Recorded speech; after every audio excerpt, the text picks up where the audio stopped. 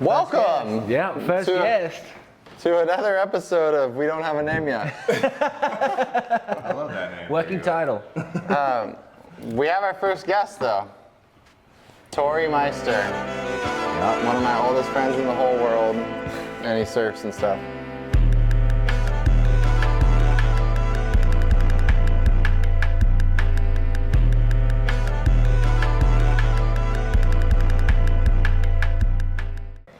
It's weird when you say my full name. I feel like I'm in trouble or something. That's what I used to do when we lived together.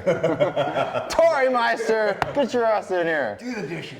Get all that fucking shit out of the fridge so I have space. He's just a puppy. But yeah, what are we going to cover with Torrey today there, Jack? Yeah, we're stoked to have you here, dude. This is cool. Be our first guest, too. This is pretty cool. Yeah. We already talked about everything in the car, but That's what I said. I kept quiet the entire time. I You know, guys are Albie, freaking you actually idiots. did, dude. You were like, there were some good topics coming up, and I was just like, oh man. We can start with our Rocky session and who kind of blitzed the whole heat. You kind of smoked me. I'm not gonna lie. I saw you last week. You know, Nelly was out there and he was talking about how you did a sick shove it. Yeah. thank you. I wasn't going to tell you about that because I didn't want your head to explode. Yeah. It's too late. I've been pumping him up all day. I gotta rip you down tomorrow. I've been pumping you up all day today. Yeah, I it's gotta been like fucking- burst your bubble tomorrow. It's been crazy. Yeah. I don't know. I'm feeling awkward about it. You kind of smoked me twice today. Well, I'm glad we Not covered the session. We need Jack CT to come out. Tomorrow Jack CT is coming out. Yeah, that's Yeah, it. we're Yeah, I'm wake gonna up, go we'll in. do some light stretches. Yeah, that's it. I'm gonna trade my board in. Yeah. Gonna go. Yeah. Really dial in. Not speak to you. Gonna ride a thruster. Walk down. Headphones on. Wait, speaking of competition, when did you guys first meet? Oh, Torrey and I again, it's like I think it was just like in competition kind of realm, right? Yeah. I feel like so. I think I've again, this is like outside Australians looking into like all the US surfers. I heard all your names before you probably heard mine. I still don't buy that. But but you don't understand that like it was Australia. Like I feel like the epitome when I was a junior, it was like who's doing good in the NSSAs, like was like the shit. They were like the cool, and I feel like all your names were in there. Like there was you guys, there's Granger, there was Kolohe. It was kind of endless. That's kind of like the who's who of junior surfing were at NSSAs. That's kind of what we thought as Australians. I don't know. Was that? That's crazy. Well, we thought the junior series was like that. I remember thinking that. Like, Yeah. The junior series was crazy. In Australia? In Australia, we were always like looking Yeah. at those guys. That's before that though. That's when I knew your guys' names. And before that. Oh, Before yeah. entering the I'm junior super series. old. Okay. Yeah, you are. You're old. You're old as fuck, dude. No, I actually do remember. I don't think we met, but I remember seeing you surf for the first time, and it was at that event at Canggu. Yeah. That Keanu won. Do you remember that? I think you rode for Quicksilver at the time, Oh yeah, I do. and I remember going. Who was in the final? I don't know. I think Keanu. I just remember you and Ice Keanu Pierre were- Ryan. Huh? Was it Ice Pierre Ryan? Maybe. I don't know. Yeah, I can remember that. Yeah, I was really good friends with Keanu. Yeah, and I think that's kind of how we became. Yeah, I think so. Yeah, because I used to. Always in the realm of competition. But I remember watching you surf for the first time. You must have been like 15. I think so, around I was that. Tripping out. I thought you surfed like Dane. Thanks, man. Yeah. Huge compliment. Yeah. I've got nothing but like really good compliments on this podcast, which is pretty cool. Jesus. I think I need to get my head ripped down. We're just warming up, Albie's dude. been humbling you at Rockies. So. Yeah, I know. It's kind of balanced out. Whereas like Albie's just like floating away into the stratosphere. Yeah. Yeah. Once we loosen up, we'll start ripping each other down a little more. Yeah. This is just early days in our show. It's an early friendship.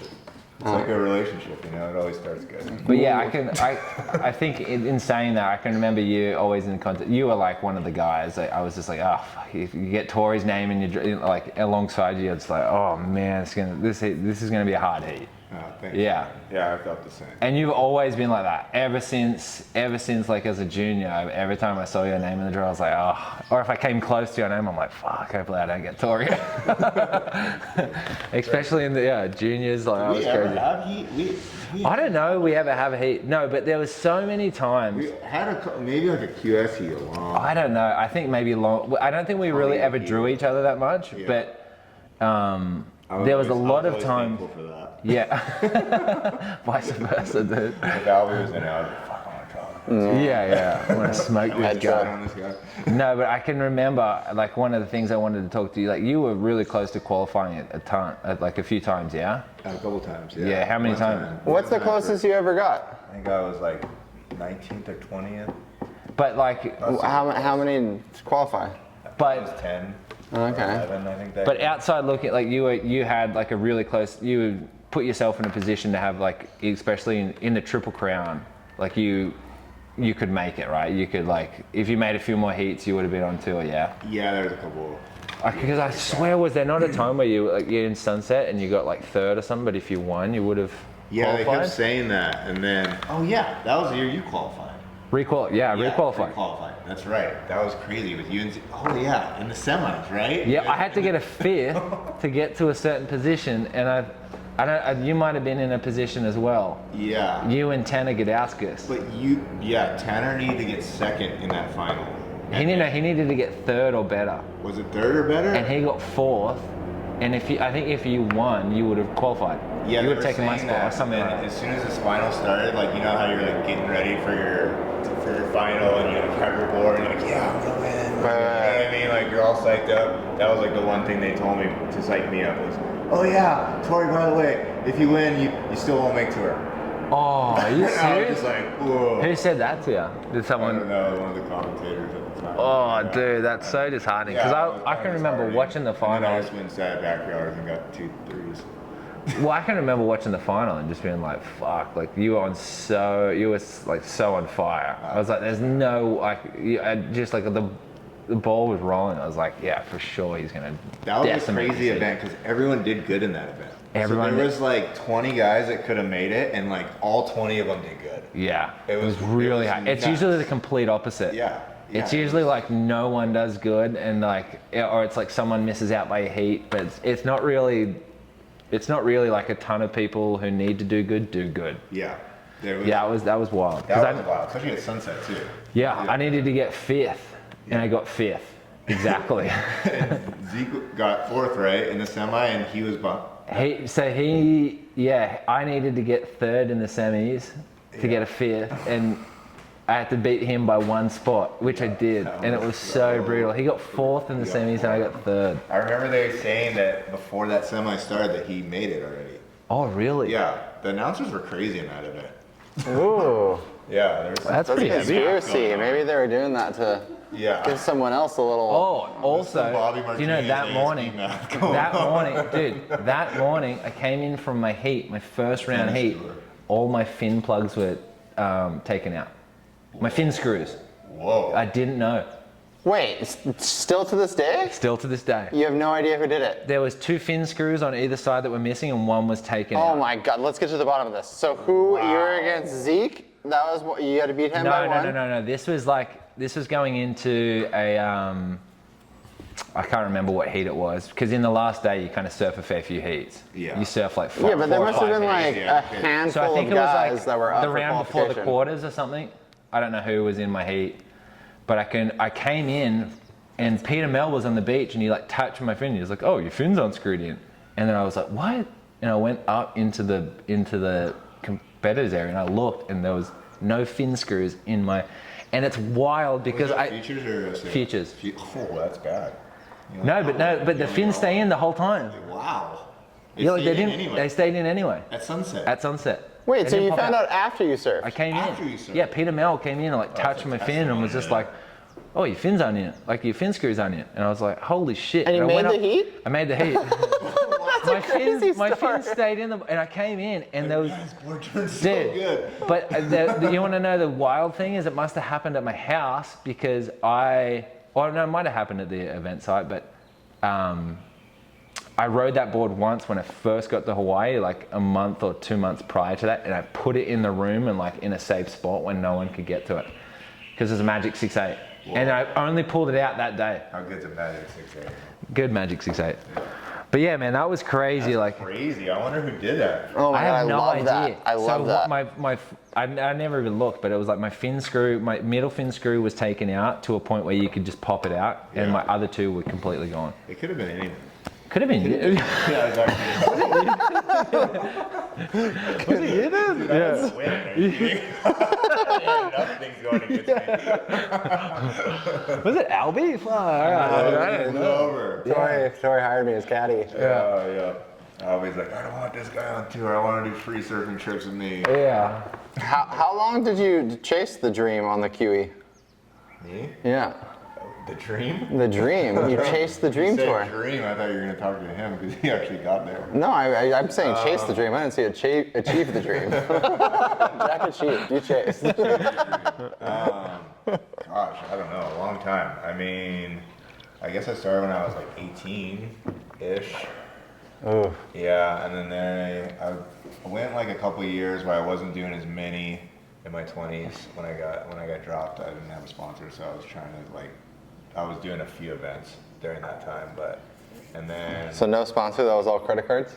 credit cards, yeah, yeah, Racking up the debt. yeah. It was my last year before I gave up, before I got sponsored by O'Neill, but I was gonna give up because I was self-finance doing the QS. the self-finance. Yeah, like run it. Okay, that's something I actually have been very interested in because I never is did crazy. it. So literally, Not like, smart. well, No, that's not smart, but you can do the QS on a budget. Like it's like, Yeah, but run me through it. How many events when you were actually chasing, like trying to qualify? How many events did you do in that year? jeez. With like the event that I didn't have a sponsor, or the events that I did. No, like like a typical year, like when you're like, okay, this year I'm doing everything I can to qualify. How many events are you guys doing? Oh my gosh, like 18 at least, huh? Yeah, the year that I qualified, I actually tried to do less because it was still when it was 6,000s and like primes. Yeah. And I just was like, I'm only doing 6,000s and primes. That's all I did. Yeah. And even then, I think it was around 12 plus. 12 plus. Yeah. I remember one year, it was like Jesse Merle Jones he was doing the QS. Yeah. I remember it was during Haleiwa, and they're like, yeah, this guy has done the most events out of anyone this whole year. This is like right when I first started doing it. And he's done like 27 events or something crazy. Like, 27 events. And then what? So you have to. Have you ever even done 27 events in your life? back in Tennessee, maybe. I don't think I've done 27 pro events. Probably not. No chance, actually. Okay, but I'm curious about this. Okay. So how many? So you're doing, let's say 14, 15 events. Yeah, I would say that's. How many of them are like in a different country? yeah, I'd say around that. Not that many. Like In your own country? No. Is that what you said? Yeah, no. How many are like in a different country? Oh, in a different country. Well, there's 3 in Hawaii, and then the U.S. Open. 3 in Hawaii, U.S. Open. And then it was kind of scattered. It was Australia, Brazil, Yeah, Europe. Europe. What would you call a tab chasing the QS dream? If That's you what I were mean. doing it like kind of on a budget. Kind of on a budget. Yeah. You're kind of traveling with a lot of, gosh, I guess you'd have to break it down. Like how much the Brazilians or the Europeans did it, like traveling in a group, sharing a fucking rental car, like Yeah. staying with pros, and how much like guys that were sponsored, fucking had budgets, had coaches, Yeah. like fucking had the whole. Well, yeah. Yeah. Okay. Just estimate for either of you. What would you say you spent on a year trying to qualify? Well, I probably spent less. Yeah, never I'd had say, a coach, yeah, I spent so- a fair bit more because I had a coach with me. I'd say I have to break it down to like per event. Like probably like $2,000 to $4,000 per event almost. Wow. What about you? Would you say Yeah. like Yeah, closer to around 2? that, for sure. Yeah, Yeah. closer to 2 probably. And then, At least. so it would be like way cheaper when you do the maybe group even a little thing. bit more. It's hard to break down. Because you were paying for 2 people too, right? Yeah, but I'd try and budget it where it was like Yeah. But even then, it was kind of pretty hard for me. That's $2,000 multiplied by 2. And then how often are you making like any bit of prize money back? Back then, you kind of made a bit of price. You did, money. yeah. Yeah. You could. I mean, if you won an event, Yeah, you're You're fucking 20 grand, right? Yeah, you're walking away with a good chunk of change. 40 on some, right? On the used to be like primes? 40, right? Dude, I swear the U.S. Open got up to like It was $100,000. 100. Yeah, that was one of them. crazy. Yeah. Yeah. That was a few times it was $100,000, but average Yeah. was 40. Yeah. Primes were 40, 6,000s were 20. And what if you lose first heat? Do you make any money? You make a Nah. grand usually, right? Yeah, around that. If you were like seated. So in the primes, you're kind of breaking even. But yeah, like I was paying around probably like $4,000 to $5,000 an event. That's what I would say. Yeah, I think when I did all the math on it, it was like 35 grand for the year of events for everything. And that's two completely, I feel like pretty different. Like you were traveling with other, Yeah. you were traveling with other surfers. Yeah, three guys splitting everything. Yeah. I was kind of doing it the opposite. Do you think, as a whole, watching the QS, do you think it was way more likely to qualify when you saw the people who were like, put the little extra money in to travel alone, stay alone, have a coach, and do all that stuff? How much do you think that gave them an upper hand? I can only speak from personal experience, so I thought it did for me. Yeah, for me, it gave me heaps of, I mean, more so confidence every event that like I'm rocking up and I'm like, I'm giving this my all. That's kind of how I felt. And I had someone who I really trust who was giving me like really proper good feedback and insight. So I feel like I showed up to, especially when the year that I qualified, I felt pretty sharp, pretty confident almost every event. Yeah, but do you think? I think having a coach is super important. Really? I mean, It definitely helps. Yeah. I think it's the dumbest thing ever. But I've never been a competitor. Well, there's you wouldn't, I don't know if you'd know it, but a lot of second guessing goes on. There's a lot of second guessing. Yeah. And a board looking good or not looking good, or there's just so many someone like to remind you that, hey, you're surfing all right. Yeah. Yeah, Like all these little like mental kind of factors really contribute to how you perform. And if you got, and it's all the little things that you second guessing yourself, like mentally, physically, on a board, like. Yeah, you just traveled halfway around the world. Not only that, I think they had like some mastermind scout. That was like a QS scout that like found all the worst waves in the world. And this is the hardest wave in the world to surf. This is going to be an event. Okay, this is you feel like your board is buckled in 100 places? No, 6 hours. Well, okay, this is a good question. Every time. It's amazing. Every wave is the hardest wave you've ever surfed. What was your least favorite wave to go to? What was your least favorite event that kept popping up that you had to keep going to? I never did good in the Azores. I just could not, and it was the most beautiful place ever. So hard to get to. Ever go You're gonna back. travel. Yeah, you're gonna travel halfway across the island. I mean, once in a while I'd do okay in Brazil, but it depends on the spot. Yeah. Brazil was Marseilles, dude. Saquarema, dude. That always the best. I only did okay there and once. It's sick. It's like a beautiful place. Beautiful place. That was hard. I like Fernando.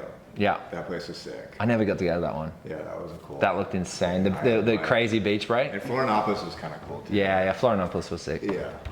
It's so funny. You talk to people about this and you can understand.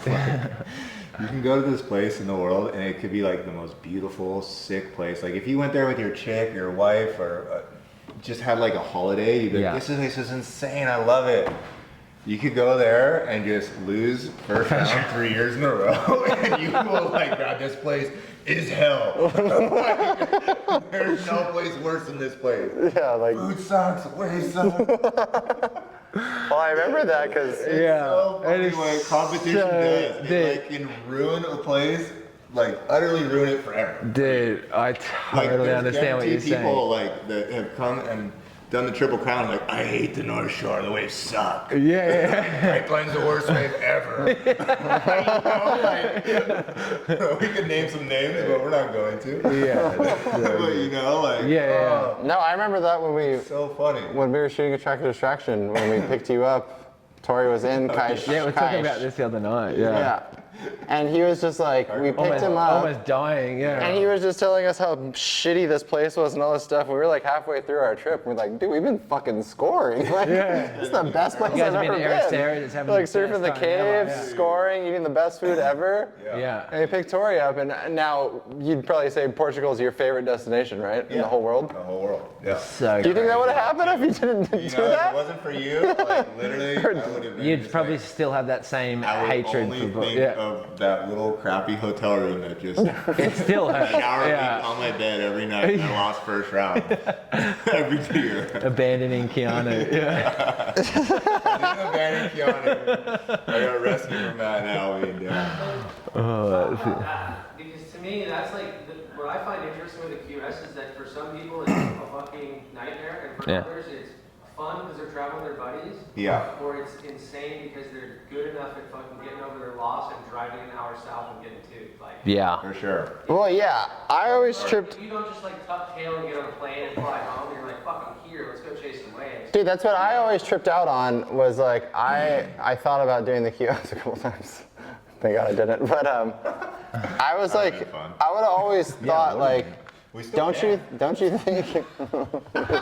Torrey's not done. Yeah, I'm ready. I'm coming back. You fired me Fucking up by worst- smoking me. And Worst idea you smoking could me at ever Rockies, have. dude. I'm all fired up, I dude. think you're ready. Hank said he could. Oh man, I did kind of blitz you guys at Rockies. Let's go back to that. Yeah, that's Just it. kidding. No, but I always thought you could do like a. We actually pitched this. We actually made a full thing, me and Dan, about this, about like chasing the QS, but like doing it like a documentary style, but like every spot you went, you stayed a month or 3 weeks or whatever it was, and just like went and filmed the surf part too. Yeah. And then we tried to pitch this as like a full like docu-style surf movie, and I always thought that'd be a good idea, and I don't know why no one ever tried it. I feel like you'd like Super sick. you give yourself such a good chance at qualifying if you did that. Yeah. But maybe it'd be juggling too many things. No, I think if you showed up early, you'd be psyched because, like I said, the waves on the QS are probably like the hardest waves you've ever surfed. So if you showed up like a month early. Yeah, but you wouldn't even be ready. like focused on that. I was thinking you'd show up early and go try to film a segment, and then you show up to like because I remember what gave me this idea was a couple years in a row we did that trip with John Florence, name drop. Yeah. Who's that? Yeah. This is my buddy. Kind of coming up ground. Yeah, yeah, we used to compete. Yeah. But he would always do that at West Oz. He would bring me and Matt. He would bring me and Matt to West Oz, and we'd film for like two or 3 weeks, and then he would always smash that fucking event. And I was like, I swear he was just rolling into it with like the craziest amount of confidence. Like, yeah, you're getting sketchy with maybe getting hurt. But I was like, Explain what those sessions were. Those happened before the contest? yeah, Those cobble sessions and like fucking. yeah. All Yeah, that the whole crazy shit. Explain what that is. 'Cause that's like those video sections are like it's one of the, like. Where If yeah, that was a skate video, it would be like a fucking iconic part. Yeah. Just that session. you, John, and Matt, yeah, just going nuts. Yeah. The Margaret's the first time we went for Done is what we were filming for, which is the funniest. Yeah, there's all kinds of funny stuff that Was that happened the on the one when I trip. saw you guys down there? No, that was View from a Blue Moon. When you saw me. That's another John's story other we movie. could tell. John's other movie, you know. Yeah. Tori saw me running down the street in soaking wet jeans at 6 in the morning with a no shirt on. Which is a whole nother story. Yeah. We're not gonna tell today. I kind of really want to hear this story more than I want to hear you doing airs at Cobblestones. Yeah. Whatever. Those airs have already been done. Yeah, dude. No one knows about this. Hang on, so wait, what happened? That night. Yeah, that night. Yeah, I want to hear more about that night right now than Cobblestones. I know. I can't tell the story. Yeah, but that was the third trip we did to West Oz. But John always did. He planned it before the event, which I always thought was trippy. But did he only do it in West Oz, or did he do it everywhere? Nah, he did it kind of a little bit here and there. 'Cause I You feel know, like it was it like was- a funny thing he did. It's a trade secret. Gonna really blow the lid off. Is for View from a Blue Moon, he just wore the same outfit for literally 2 years filming that movie, and he would do trips to the place twice, and we'd usually only get invited on one of the trips. Oh. So he'd get twice as much footage as us every single time. Giving stuff away. Oh, This dude. is worse than talking about your story of running down. Oh no, Yeah. dude! This was his I don't know. theory, I think that dude. might be the last trip you get invited on after giving out that secret. Dude, he's not. I've been Maybe asking to come on the boat forever. Oh, he's already getting Already cancelled getting by replaced. John. Yeah. John Gunn Slater. Next, next video is going to be your apology to John Jones. Yeah, next podcast. I'm just gonna be a solo podcast. Yeah, just you and him. Oh, John. Eye contact. Staring eye contact. Listen, man, I'm really sorry. Oh, shit. No, John knows he Still the best did. surfer in the world. John knows he did that, and he was already so much better than us. That's why it wasn't even fair. Okay, so going back on topic. Throwaway. So the sessions that you guys had at cobblestones and all that. Like John was there. He would plan that in advance and he would film those sessions. Yeah, because he would come from Bell's. Yeah, straight there. Was he on tour? No, because the first cobbles part that we filmed for Dunn, I don't think he was on tour. Yeah, I think that was before he qualified. No, it was. He had just qualified because the Tahiti segment in Dunn was when he found out he qualified, and I was there for that. Oh, okay. Yeah. So yeah, West Oz was after that. But he would plan 2 weeks beforehand, which was like, it was funny because I remember like his like, whoever, it must have been Sean Ward, yeah, was like his like coach, handler guy at the time. I remember he hated the idea of like, or did he? Yeah, someone did. Just hated the idea of like, oh, you're gonna go try airs for 2.5 weeks, like before a freaking CT event. Like, good idea. Yeah. But like, and then he became like, he just blitzed that event every single time he did that trip. Yeah. And that was something I always thought like people should do more of, is like, and also it was just like, I think the freshness of surfing with us and not all the tour guys for a little bit. Yeah. Just like gets your mind working in this separate way. Because I feel like, dude, the QS, you just watch surfers just go in here and just get beaten down to here. Yeah. And then they leave, like, with their tail between their legs. Yeah. And not all of them find big waves, you know, to like come back on. Oh, we're gonna resort this back to you, aren't we? Yeah. Yeah. Albie and George. No, just kidding. Me first. No, we're good on that. No, but that's true, man. It's like, so you got to have like so much mental. You just got to be so resilient and to get through the QS. It's a grind, and that's probably like a good thing for him. It was probably like just like a mental for John. It was probably like just a mental restart. Like, I'm constantly around people doing events. Like I got my 2 friends here, just doing what I want to do. Like he probably wants to do that. He didn't turn off the competitive mind at all. Yeah, exactly. He just changed it to something else that he was like more passionate about. Just a little reset. Yeah, so Dunn was a different thing. When View from a Blue Moon came out, Hurley was throwing dollars at that thing. So how much do you reckon they spent on that? Yeah. That to me was what made $1.2 million. That's what I heard. the most expensive surf film ever made up until Trilogy. Wow. Trilogy is more? The new trilogy. Yeah. The newest trilogy you're talking about, right? Yeah. Hang on, wait. Who produced Blue from it? Was it Brain Farm? Yeah. It was Brain Farm and Blake. Yeah. Are you serious? Okay, yeah, they're not cheap. It was backed by Evan and Pat when they were like the heads of Hurley. And how much did they spend on it? I heard it was $1.2 million for View from a Blue Moon. Oh my god. This is gossipy. This is a gossip, Yeah, right? this is gossip. Dude, I remember though, like, Public knowledge, yeah. I heard it was around that. yeah. I heard it was around that too. I heard it was stupid amounts. Hang on, so how much was Trilogy then? I want to say like 3 or 4 mil. Are you serious? I haven't even watched that movie yet. I've never seen it either. They filmed it with like helicopters and IMAX cameras. No, but I know the kids who did that. It's Ether. They're like homies. They're high production. I'm not like belittling that. Well, but they they usually do mostly drone stuff. Well, Did they really do that much IMAX? So okay, this is a funny thing. That's probably the reason we all got dropped by Billabong. Yeah.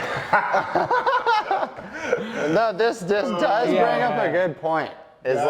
We did all get dropped by Billabong. Yeah, collectively, we were talking That's what we- Yeah. That's why I'm your first guest. Yeah. You could have a lot of guys on here that got dropped by Billabong. Well, you're not really a true surfer unless you've been dropped by Billabong. Let's just go down and listen to those QSers.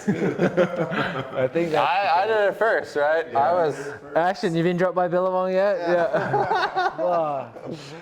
What? No, let's go through what happened. My drop by Billabong. I remember it exactly. Room for Torrey. So it was mostly to make room for Torrey's contract. No, mine was I went on a trip with So this is a conspiracy. This is not factually based. I went on a trip with Kolohe and Dino and like Snips. It was like the Dino and Snips camp. Yeah. With all like the Billabong guys. Whoa, this is crazy. This is a long time Keep ago. going.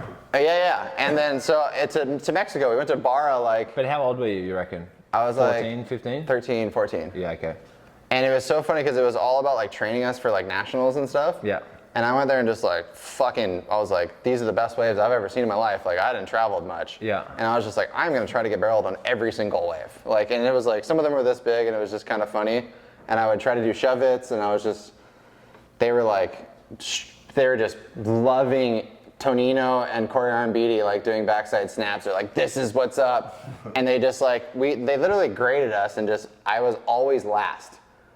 It was like me, Courtney Conalog was there, Layla Hurst, like Tonino, Corey, Alex King. Hey, what was it like? And Kaloy and Dino. But I swear, I crumbled this wave that Dino, and I was like, you're supposed to be a coach, like out here helping us. And I crumbled like a really good wave at Chiba, and he freaking came up and snapped on me, and then he like didn't talk to me the rest of the trip. What? Yeah, and I was like a grom, and I was like, you're a coach. I was like, you should just let me have that wave. I was like, this is the first surf trip of my life.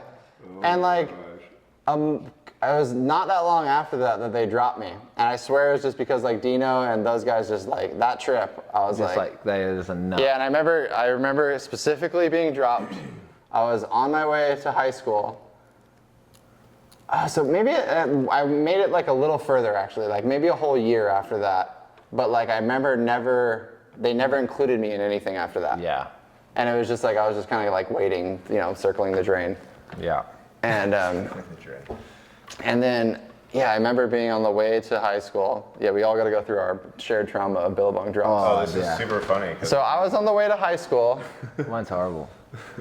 I was making $3,600 a year from them, ballin'. Yeah. Ballin'. Got like, That's a lot of money back then. Well, especially at 14, 15 years No, old. so I was like 16, 17.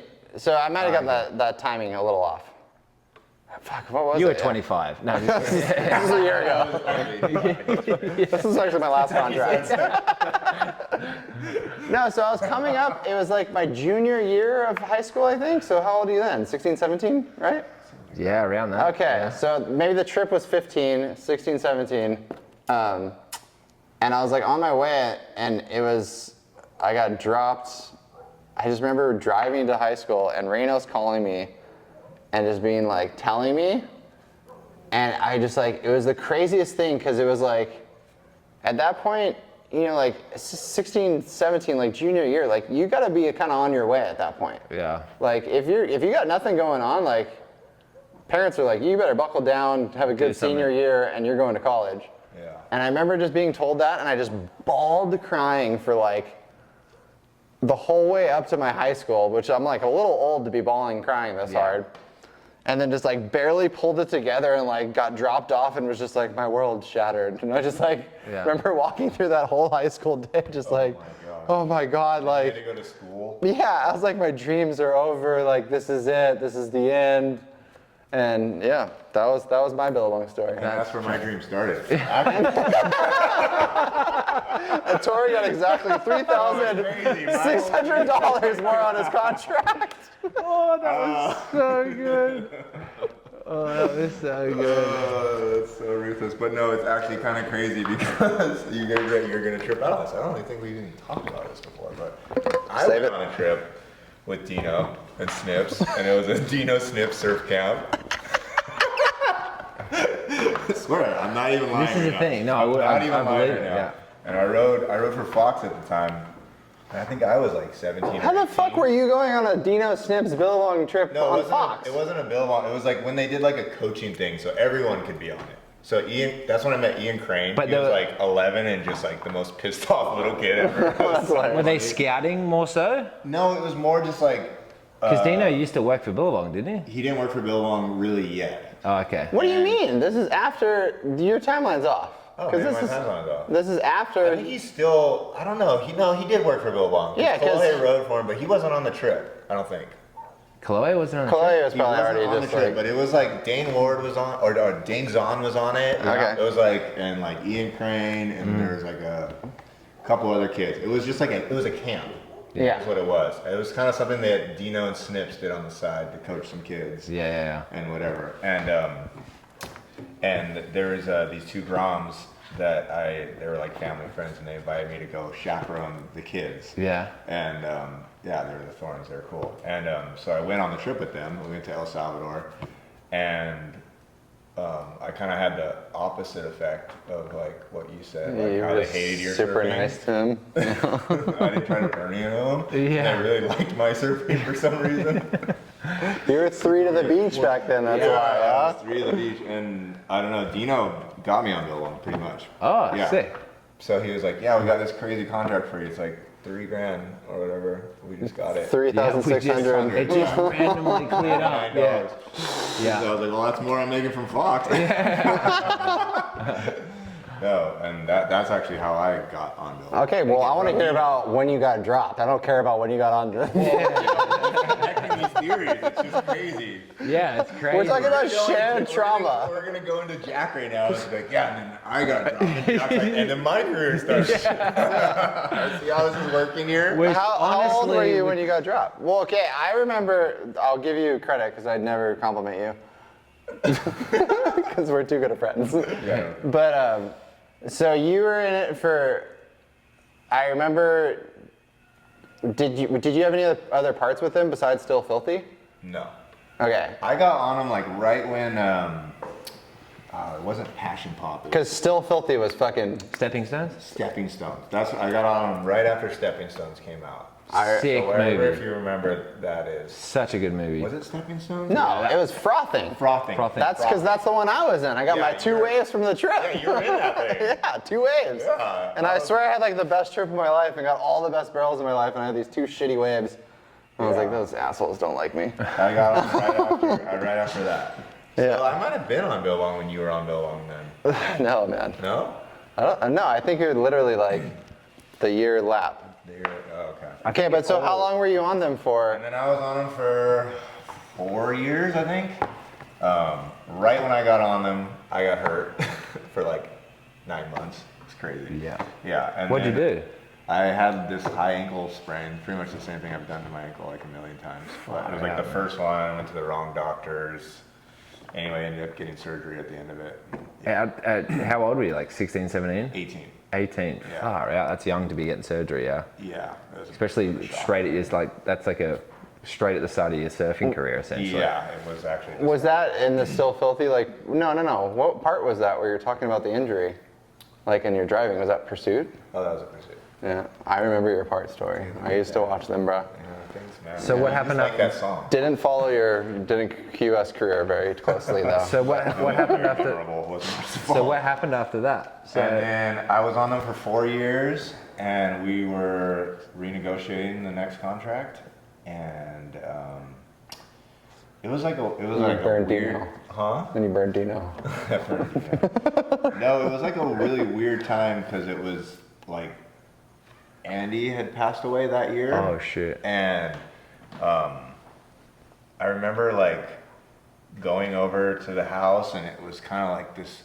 We were all just kind of depressed, and like, Yeah. so I didn't really like want to go over to the Billabong house very much, and it was like it felt really weird to be like negotiating the contract at the same time as well, and like it was just like a weird Yeah. thing. And I think that they like before that we had kind of always said like, all right, we kind of like we're like doing the QS, like we kind of need a little more money to like do this. We're like, Yeah. you know, we're not making enough to do it, and that kind of stuck with them.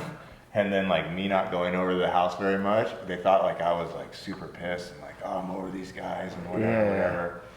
And yeah, I don't know, it was really weird. And I was actually, I was talking to Nike at the time too, so I was kind of like, oh, that's kind of sick. Like that would be Whoa. cool. Yeah. Bro. I was trying to take your other contract. Dude, yeah. Yeah, and and like at the they pretty much told me like, they're like, oh, you don't seem stoked. Like, I think we're just gonna like separate ways. And I was like, what? And like, they're like, yeah, you don't seem psyched at all. And I was like, no, I thought we were like negotiating, and it was weird. It was kind of like, and like that guy Blake came Oh, to my Blake. house, and like it was really awkward. And he had to like, it was just, I felt horrible for him. He had to like tell me that. I oh, was, like, dude, getting that's dropped. a hard conversation. Yeah, it's like.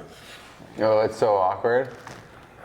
I Yeah. mean, it was a little awkward. Yeah, it was really weird because they kept trying to get me to come over to the house to like and everyone was there, and I kind of had a feeling like they were over me for some reason. And Yeah. I was like, oh, I'm not gonna come today. Like, like a weird communication thing. And it was like they almost like wanted to like drop me in front of everyone.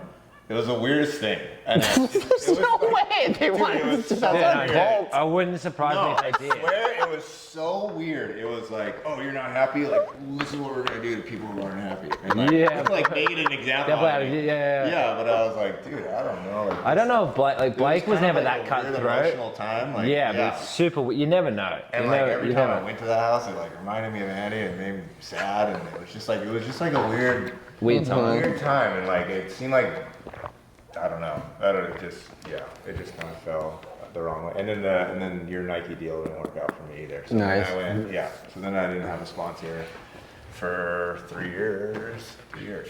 Yeah. I was sponsorless. So what kept you going in those 3 years? How much debt did you rack up in those 3 years? I think it wasn't. I moved to California, so I don't know. It was a fair bit. Because that's like a crazy time in a surfer's life to like part ways with the main sponsor and then also like keep trying to and I couldn't stick with it. Get sponsored by anyone. Yeah, like, were you trying? How old were you? I was 21. Ooh. 21, 22, I think. Ooh. And that's like and nowadays that's like right around the like I don't know that's like the cutoff. Yeah. Yeah, so you're done. Yeah. If yeah. it is. It's like you're lucky that you kind of got another sponsor, right? Yeah, I super lucky, very blessed that happened. But yeah, no, I mean at that time though, it was weird. There were so many like events in California. Yeah. Like, I think I was telling you about this. Like we had like this Bud Light tour that was like super sick, and like you show up to that thing and you made like $1,600 just for showing up in cash. Like it was the sickest thing ever. So you could like literally live in California and like do these pro-ams and like make rent. You know? Like and make money. Yeah. Yeah, and then the girl that I was dating at the time, her family moved there too, so I was able to stay with them. So I wasn't paying any rent, so I was lucky there.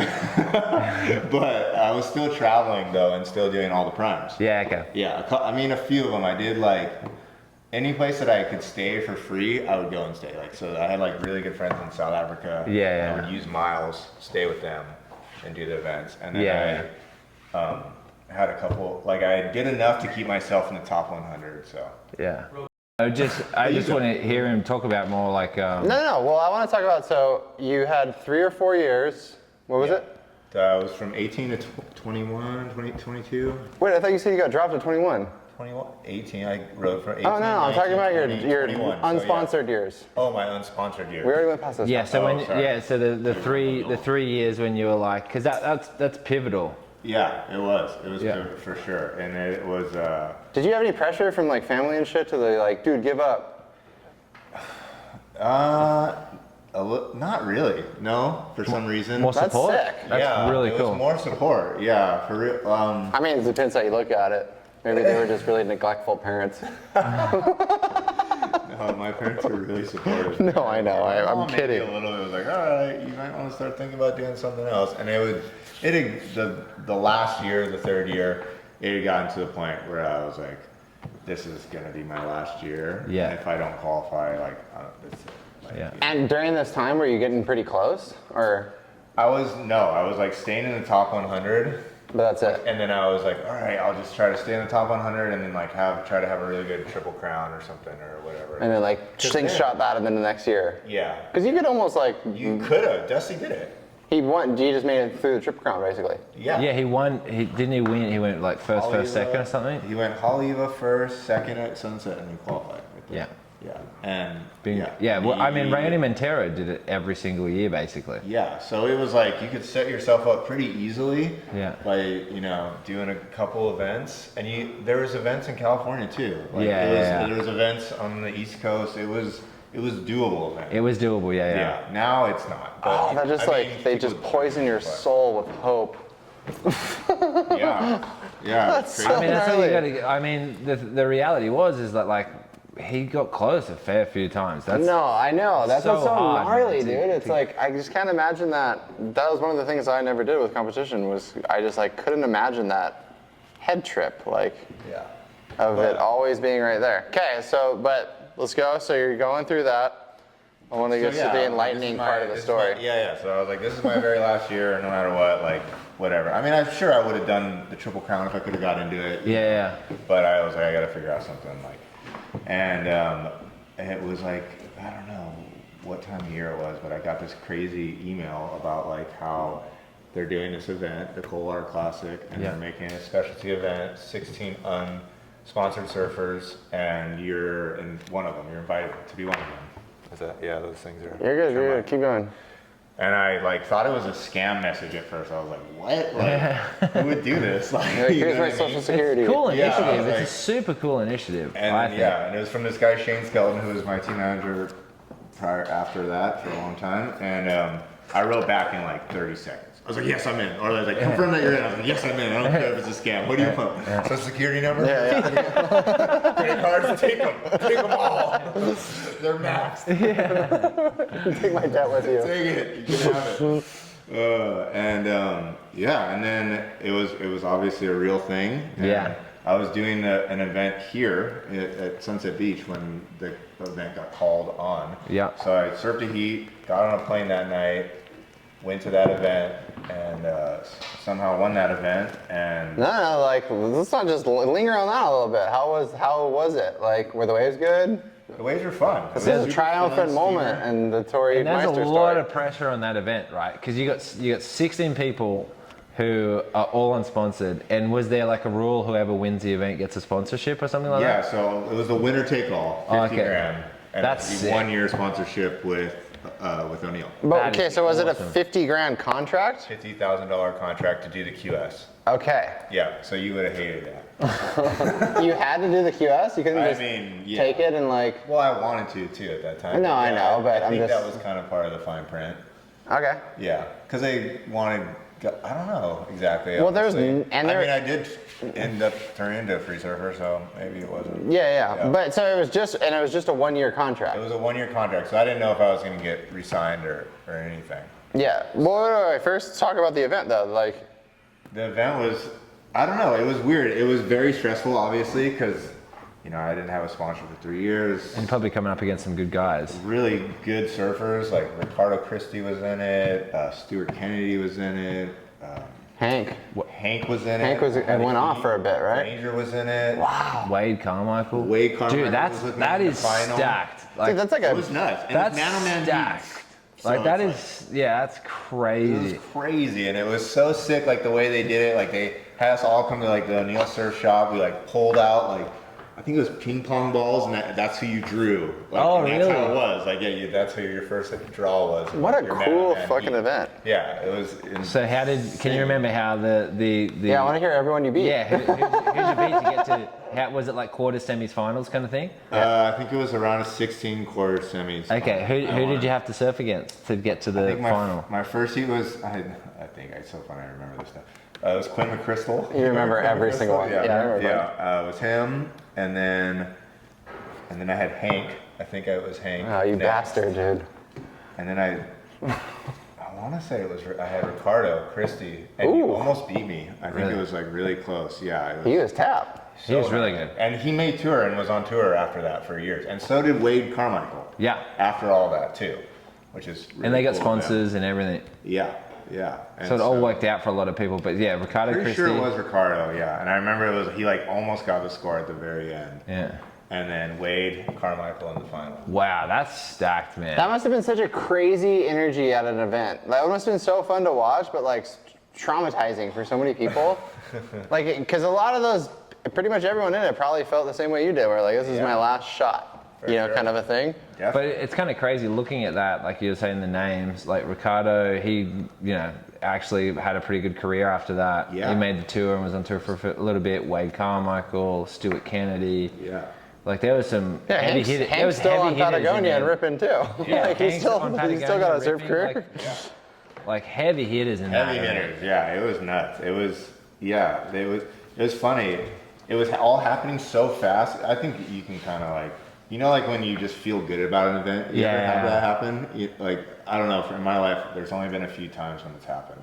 but where you just feel like really calm for some reason. Yeah. And like things just seem to click. It's like Yeah. you're in a weird flow Flow state, yeah. Yeah, once the junior pro at Qualos. There we go. And at Rockies this evening. For whatever reason, that event, like thank God that was the event. Yeah, Rockies this evening. And Rockies this evening, exactly. But yeah, thank God that was just happened to be the event where it felt like that for me, like where things were just clicking, and it was like, I mean, it's never easy, Yeah. but it just like things just work out for you somehow, and like competition is so much like that, right? Yeah. And yeah, like I said, thank God it was that event, because that I wouldn't be talking to you guys probably right now. I mean, I'd be probably talking to you. still be your friend, yeah. Just Jack would be, he'd be over you though. Jack, I love you, yeah. No, dude, I love you. What are you talking about? I wouldn't have seen you on the kiosk or anything. No, you when know? I see you, you're like a brother, man. Yeah. Exactly, now. Yeah, now, yeah. We might have not ever We might really have never met. had, yeah. Yeah. Okay, but I want to keep going though. So, Yeah, Crazy to think about. so you Yeah. got Yeah. a 1-year contract, and then the next year, how long was your contract? 1 year. And the next year, how long was your contract? I've had a 1-year deal ever since. For 11, That's cool. 11 It's cool, but But like, it's stressful. years. think about that as actually, just, No, I'm just kidding. I signed a 2-year deal at COVID. really? And my contract got canceled because of COVID. Oh no. The timing, yeah, it's just. I'm just saying I like, guess it's, time is not my thing. I don't know. well, no, I It's think, super funny though. to try and make one like actual deep point in our funny podcast, but I don't 1 year think people contract. realize like the stress of that. Yo, 'Cause it's like- so stressful. That's one of the craziest misconceptions that I noticed in my own life was still to this day, I've never felt like I made it. Where I was like, oh fuck, like I did it. You know, like I achieved the dream.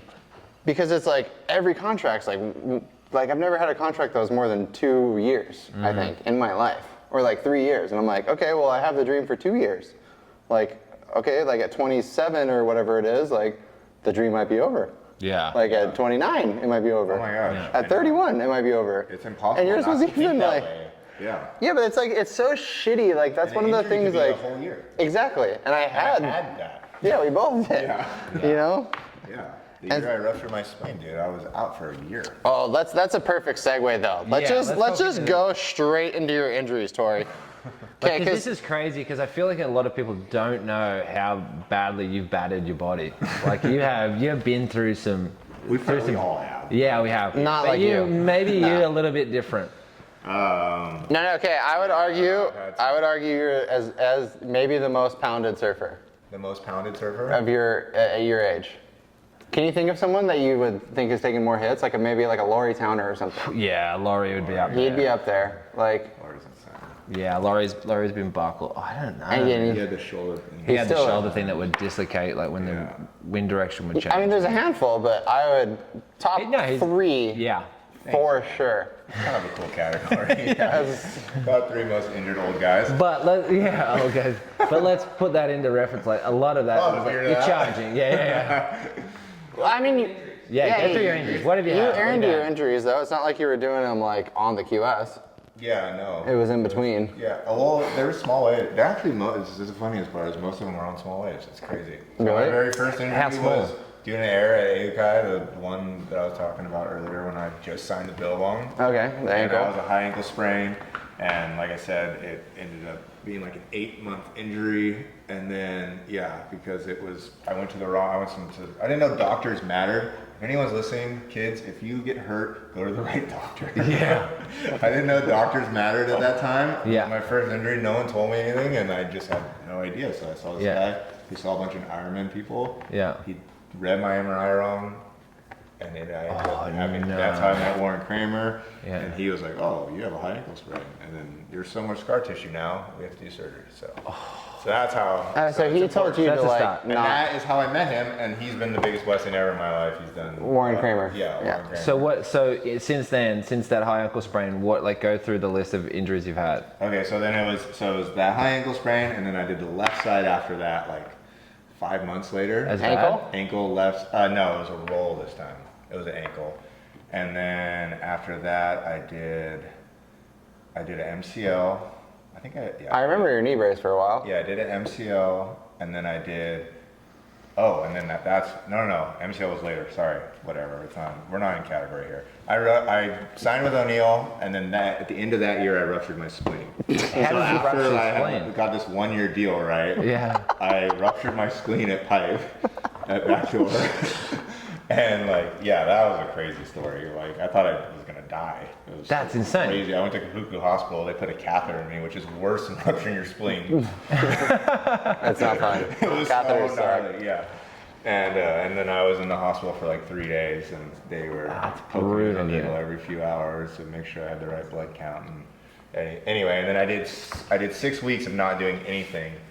And then when I came back from that, I went on a trip with you, or not with you, but you were there in West Saws. Oh, the one where I ran by you. Yeah, the one where you ran by me. Yeah. And that was like my first trip back, and my hip was just like killing me, my right hip. I was like, dude, what's going on with this thing? And then me and Ian Crane went to Indo after, and the whole time I was like, dude, I could barely walk. And so I ended up getting that checked out, and then I had like a nuts labrum tear. Yeah. So then and a bone spur. And a bone spur and everything. Same thing you Yeah. did. Yeah. And then so I had hip surgery, and then I did, let's see, and then after that I did my MCL, and then I did my left ankle again, high ankle sprain this time practicing for Haleiwa, like the day before the Haleiwa event. I did a turn, like a lip hit me and destroyed my ankle, so then I couldn't do the triple crown. And then that was the year that I was able to do the Jaws event. Remember I had. Oh yeah. I was just gonna say all these injuries are pre-surfing Jaws. Yeah. For Torrey. Pre-Jaws. This is just getting warmed up. And I got invited to the Jaws event, and that was the same. I think Haleiwa was in November. Jaws was it December or something? Or Okay, so this is so you did MCL after your first Jaws session. yeah, no, MCL actually might have been later. I think I did the ankle first. Okay. Yeah, I think it was. It went that way. Whatever. MCLs, whatever. They're fine. Yeah. MCL's mellow. Yeah, they're mellow. And then the high ankle sprain sucked because I did it during the Haleiwa event. I had to skip Sunset, and then I was in the pipe trials. I did the pipe. I was like, okay, I'm gonna see if this thing works because they're like, we're gonna run Jaws. It's on. And I was like, What year were you in Jaws? 19. The last time they ran. Oh, really? Was it 19? Oh, yeah, that was the year I got concussed. I don't remember shit. Yeah. I think maybe asking you. Was it 19? Yeah, I think no. It was. Oh yeah. As a fellow Dave. As a fellow big wave Dave.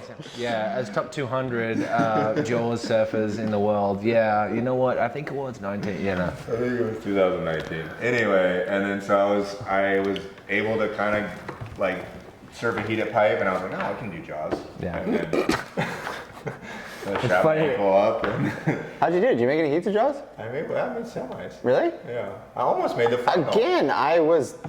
Yeah. I was. I know. I in the hospital. I was in the next heat after you did that. Huh. Yeah. You were probably psyched. I was worried about you. Really? You were not even talking sense at all. Yeah, I heard. Yeah. So since then, And then I went over the falls on that my wipe out of the year. And then I remember after that I was almost drowned. I was like, oh my Wait, God. which is part that the were there? one? The one where I was falling back and I landed on my back. Oh. And my ankle brace is flying in the wind. Do you remember this? No. You wouldn't, but it was up for it wasn't wipe out. I didn't win. Oh, Yeah. loser. Yeah, I said it was up for it. Anyway, and after that wave, I was like, oh man, I'm out of shape real bad. Yeah. And this isn't even counting all the residual concussive damage you've had to your brain. Well, I saw you get concussed, and I was like, hey, that's looks cool. Let's go on this one. We're not making it. So was there any injuries past that were Yeah, then so that was the ankle, and then after that, I have a torn labrum now on my left side, and then I was towing with Albie that day we towed. Okay, you glossed over though, 2 days before this, he was like, oh, I'm gonna just go surf airwaves with Matt the day before the biggest Jaws swell ever, because I'm smart. And you broke your nose, right? broke my nose. You broke your nose I mean, in retrospect, I was being an idiot that time too, because I surfed Jaws with a broken sinus wall. Yeah. And then I ended up breaking my nose. You did it right before me. No. You broke your nose, But and that's you were right. out at Jaws with like a Band-Aid off, and I was just calling you an idiot. That was the day before. I towed a wave, Yeah. and I broke my nose. Yeah. Sat on the thing, and I had just broken my maxillary sinus wall. And so there was like this, it was the dumbest thing ever. It was 3 weeks healed, but my doctor told me like, oh, if you fall the wrong way and that thing re-breaks and water goes up there, you can get a brain infection and die. It was this really dumb thing that I surfed this day, and I ended up getting so close. And we were towing, which is. And we were towing. It was just the stupidest thing. We did not belong out there. But I remember just sitting there and I was like, this is funny. This is why I got to get Kip more on this podcast, because we took him out this day and he's still traumatized from it. And I'm sitting there just like bleeding out of my nose, like, and I'm just panicking the whole time. Like, did I break my maxillary sinus wall? Do I have fucking salt water in my brain? Like, am I fucked? Yeah. And then we're just watching, and Torrey just gets whipped into the fucking such a big one. And then you like broke your ankle that time, right? Yeah. Well, no, I tore my ligament, high ankle sprain again, but then I tore everything inside of it, and I bone bruised it. That was the worst one. And a bone bruise? Yeah. Oh, wow. Like all the little ankle. I How'd you- went high ankle sprain, deltoid or something. I don't know. How did you do that? Bottom turn or? No, I kept like outrunning waves, and I was like, bro, this is ridiculous. Like I'm so sick of just Being like in front of shoulder it. hopping these waves and like trying to do airs like highlight. Remember we were trying to do airs and just landing on our back. I was like, bro, this is embarrassing. I was like, the very next one, I was like, Maybe oh, Kai's good at these. yeah. I was like, the very next one, I was like, okay, I'm just gonna pull in no matter what. Like, if it looks like it's gonna barrel, and it was like a super west one, and I was like, oh my gosh, this is it. And I remember Billy saying, go, and I was like, yeah, we're on. And I was way too deep. Well, I'd say it's your fault too, because like both of us, the ways we fell, we just we did the same Yeah, thing. I We like faded. pocket rode, and we're just like, god damn it, and then two waves in a row, we're just like fade, try to get barreled, and then just eat shit. Yeah, I faded way too hard. We never towed. Like, Yeah. we never towed one time there before when I was like 18. Yeah. Yeah. And anyway, and then my foot got stuck in the ankle, or Strap. in the strap, Yeah. yeah. And then like the wave, the vortex of the wave just like wham, like super nuts. And yeah, I thought I broke my leg. I was like, yeah, it hurt pretty That's bad. insane. Yeah, and then yeah, so then I had a broken nose and a broken ankle. Yeah, we were battered over that one. Yeah, That was we were rough. battered after that. And then I went back out the next. Did you surf the next? No, you couldn't surf. I went back out the next day and re-broke my nose again too. oh yeah, that's right. Hang on, so after that, has there been anything? Yeah, and then I just tore my meniscus and I high ankle sprained again. So I've done 3 high ankle sprains on my right and two on my left. dude. One was a roll on that. That's insane. And then I have a torn labrum and now I have a torn meniscus. Yeah. Okay. And then I've broken a bunch of ribs and stuff Yeah. too, but those are just. So this is bringing me to a topic that's not as much fun to talk about. So right now you still have sponsors and you're still technically a pro surfer, right? Are you? Yes. Would you call yourself a pro surfer at this point? I don't know. I mean, it's. I mean, guess you you can't get pay all paid a your little bit to bills surf. with. Yeah. I don't know what the technical term is. but Yeah. Yeah.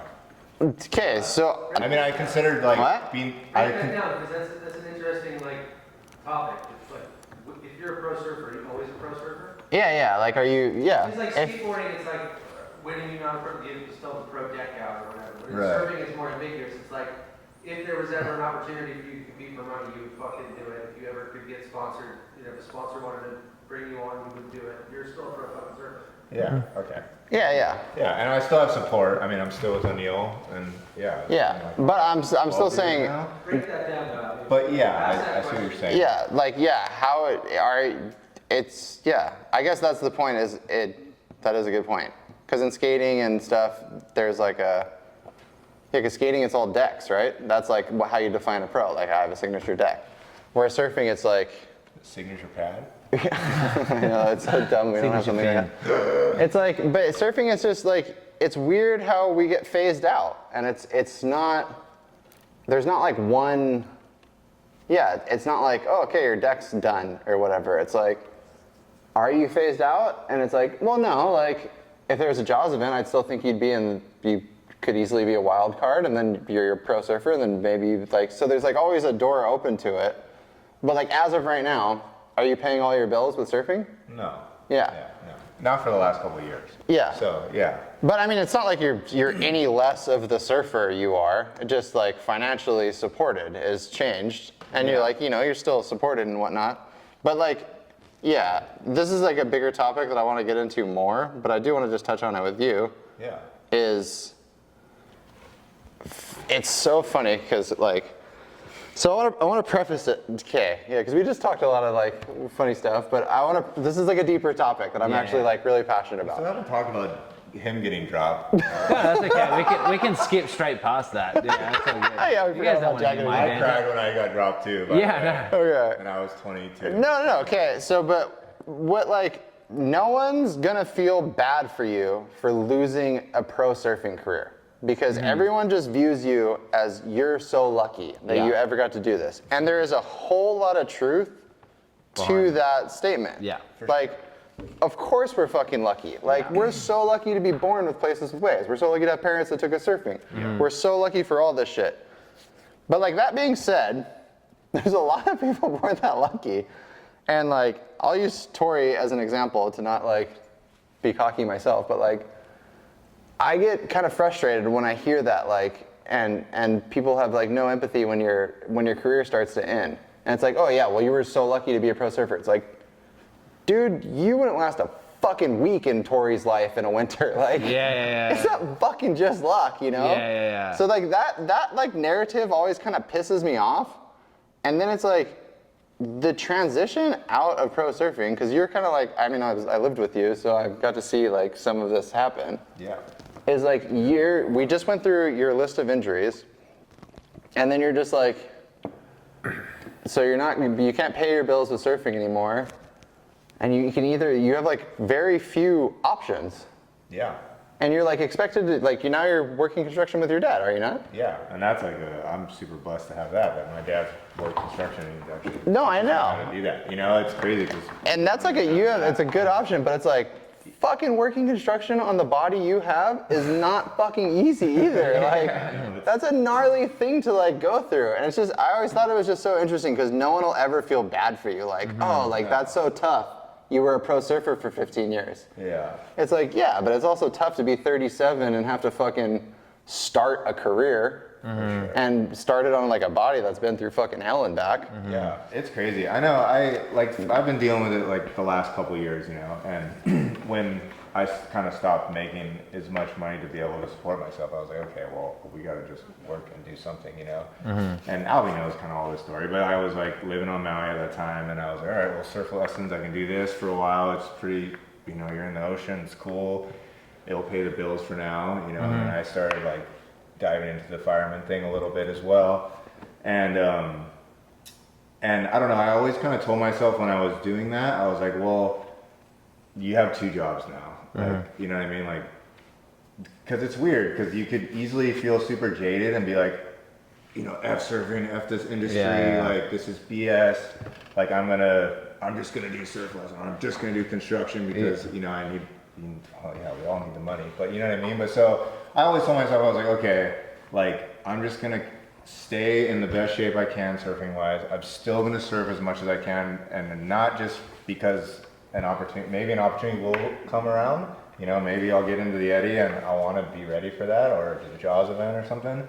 So it's almost like you have two jobs now, which is a weird way to do it, to think about it. But it was funny, like when we first started becoming pro surfers, right? We're like, it's all about this, right?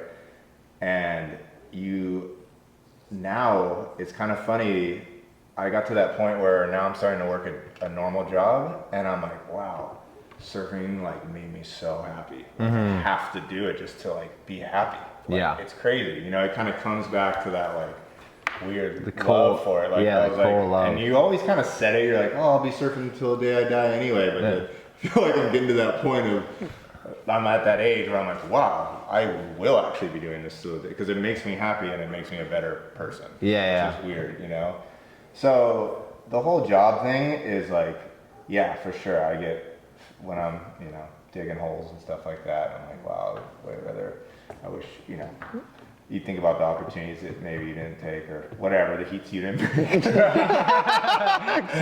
that. Or whatever, you know, and there's no insurance plan for us after this, you know, and whatever injuries we have, you know, Those are with you. Those are with you forever. Exactly. For sure. But Can I have you break that down a little bit more? Because I think that there's two things there. One, you were talking about how there is like this mixed juxtaposition of like you're so lucky to have a 1-year contract even as a pro surfer that you're like, fuck, I can't believe I can still do this. But you're also like anxious, like what do I do if it doesn't happen next year? Yeah. sure. To me, the people that have figured out like a little bit of a fucking side hustle or like have something else that's there that isn't a fucking industry job, because what you're describing is what every fucking pro for the last 20 years has done and gone and gotten a fucking team management job or some like fucking kooky office job. But you got to grow up watching your dad, and Jock Sutherland, and all these guys who were fucking surfers. Yeah. Who were like, fuck it, I can make an honest day's work fucking with my hands and still go get tubes and, you know, For sure. I'm a fucking surfer. Yeah, good sick. But did knowing, once you were able to realize that you could work with your hands, did that take some of the pressure off a little bit of like, fuck, I'm not going to get this contract. You know what I mean? Like all of a sudden it's not like the end of the world if you're not getting paid to be a pro surfer. Yeah, for sure. I mean, I think this day and age, and we kind of all see it too, like you almost, being a pro surfer, you almost have to have a side hustle somehow, you know?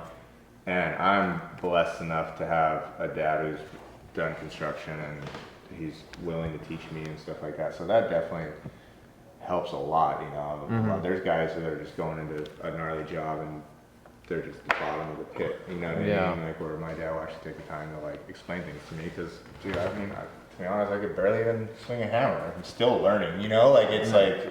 I don't know how to do shit. Yeah, exactly. As soon as this like, is over. To have someone who's patient with you is very, very nice. And but yeah, no, it definitely does. I haven't gotten to that point yet where I'm like, this job takes the pressure of not getting, you know, dropped or whatever. Because you're still technically with O'Neill and stuff, yeah? Yeah, for sure. But I definitely, I think when I do have that, it's gonna help so much, and it's so cool. There's so much you can learn in life, and we've always been on this one-way street, right? We've always just surfing or nothing, and that's kind of. But flipping that script and trying to change something and like learn something new, I think is a really cool thing. But yeah, I mean, there's you know, it's a double-edged sword, right? It's kind of one of those things where. But it's really hard to give up on the dream too. Yeah, for sure. I feel like that's been a hard thing for me because I'm like, I don't know. I feel like I'm in the best shape I've ever been. I feel like I'm surfing better than I ever have. Like, but you know, this is a weird time, you know. And so, I see both points though. What you're saying, like having a job. I think that would be the best thing is having a job that totally sustains you and you can just surf because you want to. Yeah. And not because you have to because of it. Do you reckon if you ever did that or you got to that position that like that would be like the missing ingredient? Like do you reckon that would like fulfill you to the point that you're like, oh, I think I'd probably perform the best I've ever performed? Maybe. Yeah. Yeah. That is crazy to think about. Yeah. I know it might. Because you've got no outside pressure. It's just you surfing competition.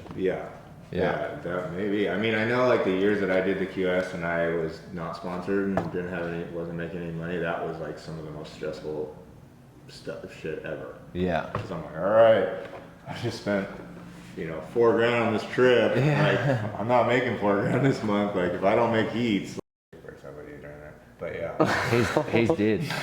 Oh fuck. Yeah. Maybe me and Cruzy should hang out. Yeah. No, he's got a lot. I mean, we won't put this in, but don't you think? I think it's even worse because it's like you attach your glory days to that person you were with during your glory days. Oh yeah, for sure. And well, so, good. like When that leaves, it's even worse. It's even worse. But we won't go into specifics about that. But yeah, where were we? Let's take up. No, but just to put a bow on that last one is just like I've seen it break people where they finish their life of whether on their own tour or just a pro surfer or whatever. That sucks. You feel like a failure for sure. Yeah, and like you are in some sense. Like, you know, like Didn't accomplish all if you weren't like a world champion, or you didn't have the best movie, or you weren't like one of these like 5 or 6 people. Yeah.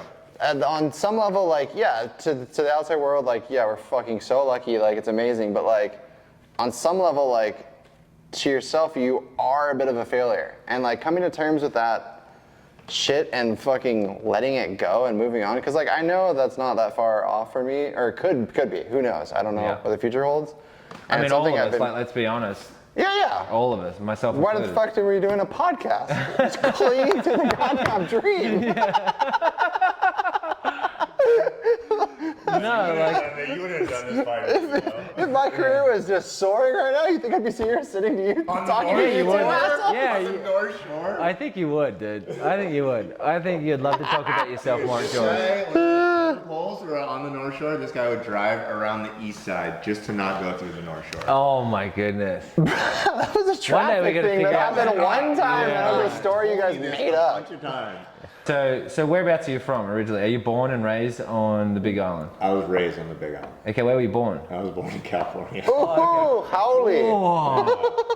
Okay, no, I'm just kidding. Oceanside. So you're born in California, moved to the Big Island. How old were you when you Actually moved to moved the to Big the North Shore first. Oh, you went to the North Yeah, Shore so I moved to and, the North Shore when I was 3. and then to the Big Island? My mom didn't want me to be a surf rat.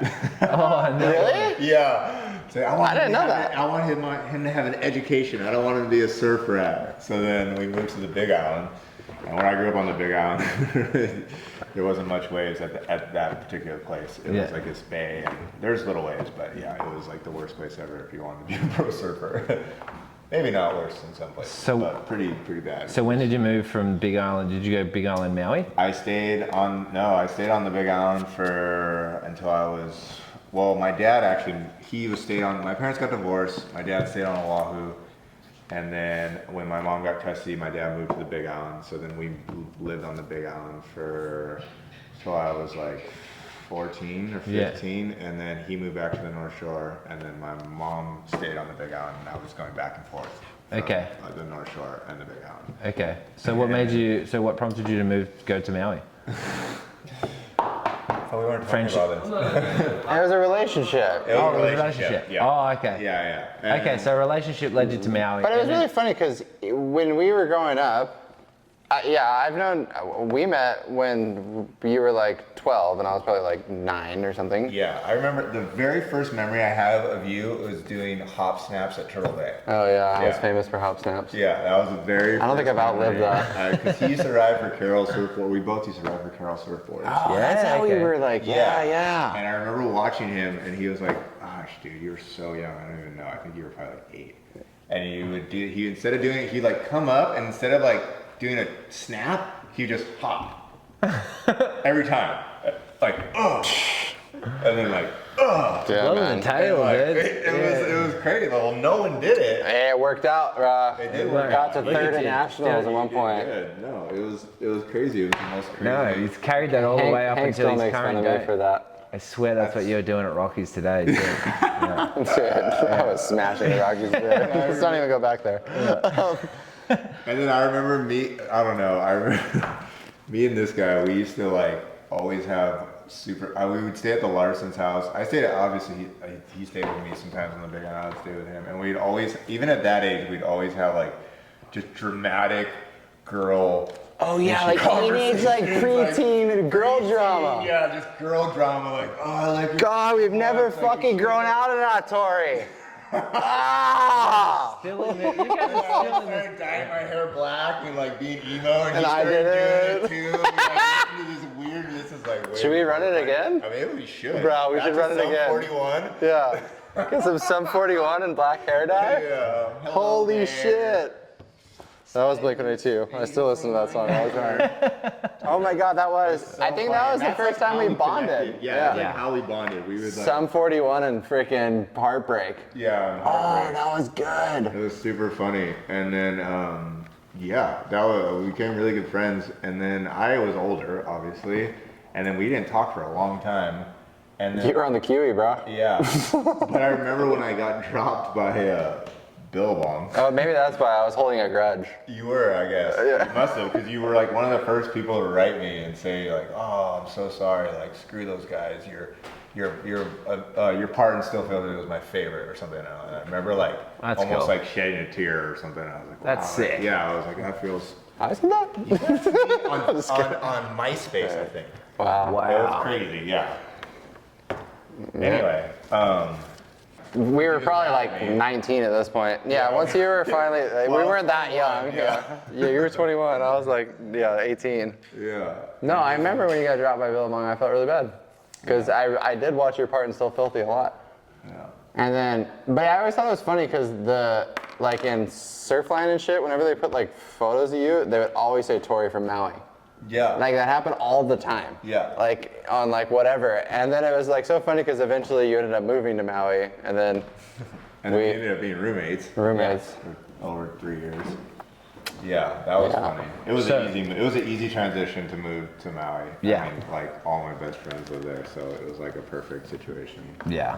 Albie and Matt, you know, Kyle. Yeah, Just easy. Like guys I've grown up with and known since we were 8 years old. Yeah, and everyone's so level-headed and so inviting over there, man. For It- sure. Yeah, it's really, really cool. Not everyone's NSSA. Yeah. NSSA was like the bee's knees. Dude, every like, yeah. Well, that's how we would hear about all these guys.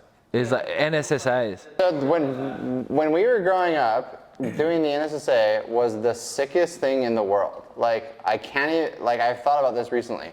It was so funny because I remember talking about it with people like and just being like, oh, I hope when we're like older we have kids and we're all coming to these contests again and now it's like not there. I'm just like, ah. I know. Is NSSAs We not also a thing don't have anymore? kids. Jack. Is it not a thing? So it was National Scholastic Surfing Association. It was the one where nationals was at lower trestles. And so that was like the pyramid of amateur surfing in America. That was like the top of the tier. like, But so, like, and people each, were winning cars. yeah, you got one You won car. a car. Oh my God, this is a great place to finish. But okay, so anyway, just to explain it, it's to say, shh, don't spoil it. That's a bad place to finish, but. Too much. But no, so NSSA, when we were kids, we had 2 events on each island. There's 2 on Kauai, 2 on Big Island, 2 on Maui, and 2 on Oahu. Yeah. And so that's like a packed freaking season. Yeah. And dude, it was so nuts. Like, it was like kind of a lot of money, and it like, but it was the funnest thing in the world. So fun. Like you got to see, like I still am friends. Like that's how I'm friends with John. That's how I know Zeke. That's how I know Carissa. Like. But it's the And who's then- who of surfing. And dude, that's what's crazy is I think this set them up in a way, for whatever reason, some of us more than others, but like it was like a crazy battle, and we were like when I was young, me and John were like, I remember we tied one year for conference, but we were like following ratings each event like as 10-year-olds. Yeah. You know? And it's That's like pretty cool. it was the coolest like event series ever. But that's how me and Torrey met. That's how like so many of my friends I have today were that, because it was like 6 or 8 events you'd go to in a season, and then you'd go to regionals at Turtle Bay, which was like another like Kidchella party, like back when Turtle Bay was affordable, kind of. and then a good chunk of us would make it to nationals, and then that was like the best thing in the world. You could be And the surfing events at were trestles. so gnarly. Like every event was crazy. Like the names that were in there at our time, in our generation. Yeah. We would always you'd always surf up too, right? So then we'd surf against like TJ Barron, Hank Gaskell, Ola, Ella Grant, like all Just these nuts. gnarly guys, right? And then you have like your group, which was like super nuts, and then like guys like Albie, Clay Marzo, John would surf up in our group. Yeah. So you have these like psychotic heats, like 6-man heats. With the That nuts were of just surfers. like the gnarliest surfers. Yeah, ever. it's like you, Albie, Granger Larson, Yeah. John Marzo. Kelly Smith. Yeah. It's like, the Smith. Oh yeah, the Smith brothers, yeah, all those like we're friends still to this day, and that's where it all started. And it was so sick too because like it was like you said, it was so expensive to do it. So you'd make friends with people, and then they'd stay at your house. Yeah, and you'd we stay at their house and then hop. you just, yeah, you're island hopping That's and house sick. hopping. Yeah. And That's then you had really like cool. your little crew. but that's at the start of friendships, Yeah. where they're like, because I'm sure a lot of you guys probably hold friendships from then still to today. Oh yeah, all of them. For sure. Yeah, it's crazy.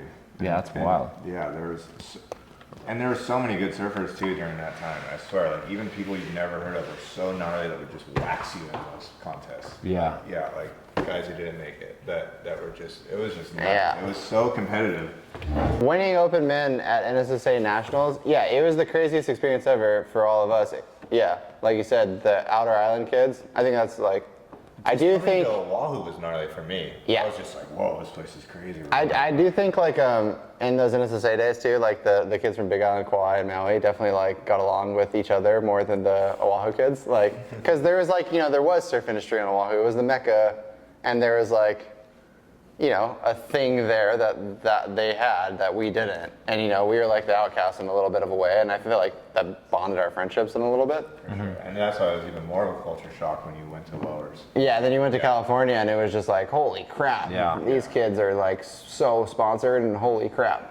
Yeah. She's like, These guys I are was way like, more Jesus. sponsored than us. yeah. Corey R&B won 30 events out of 35 events they had this year. Yeah, I remember that.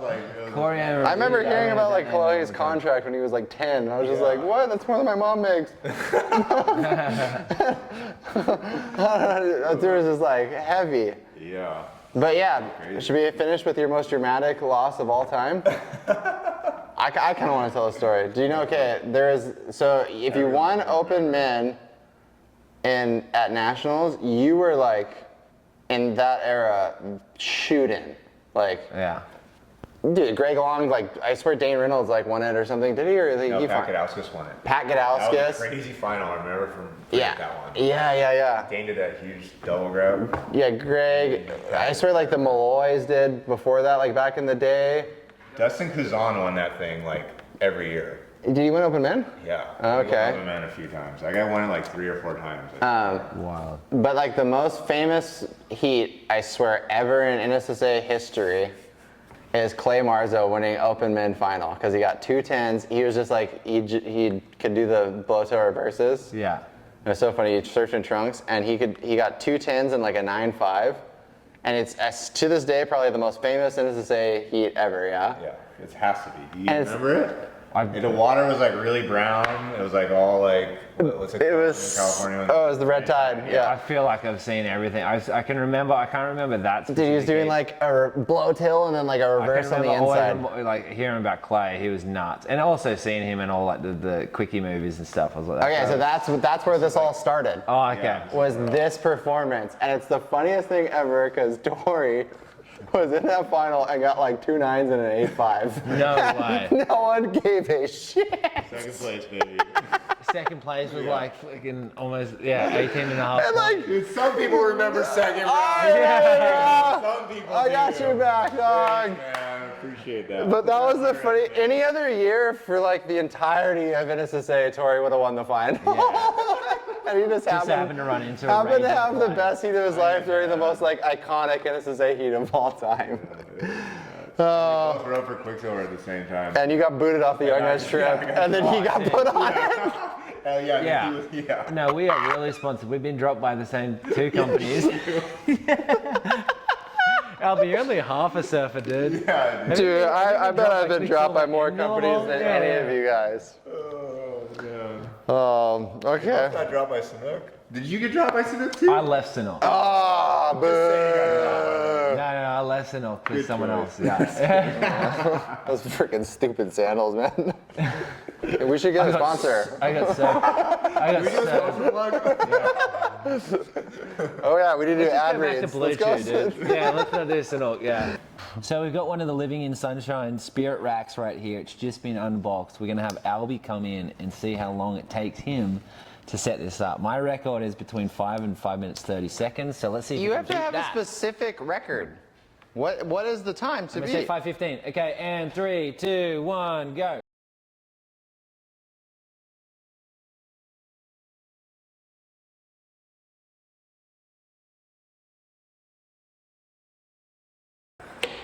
You don't know how much you're stressing me out. This is why I never did contests. This exact fucking moment. Dude, pressure makes diamonds, man. Come on.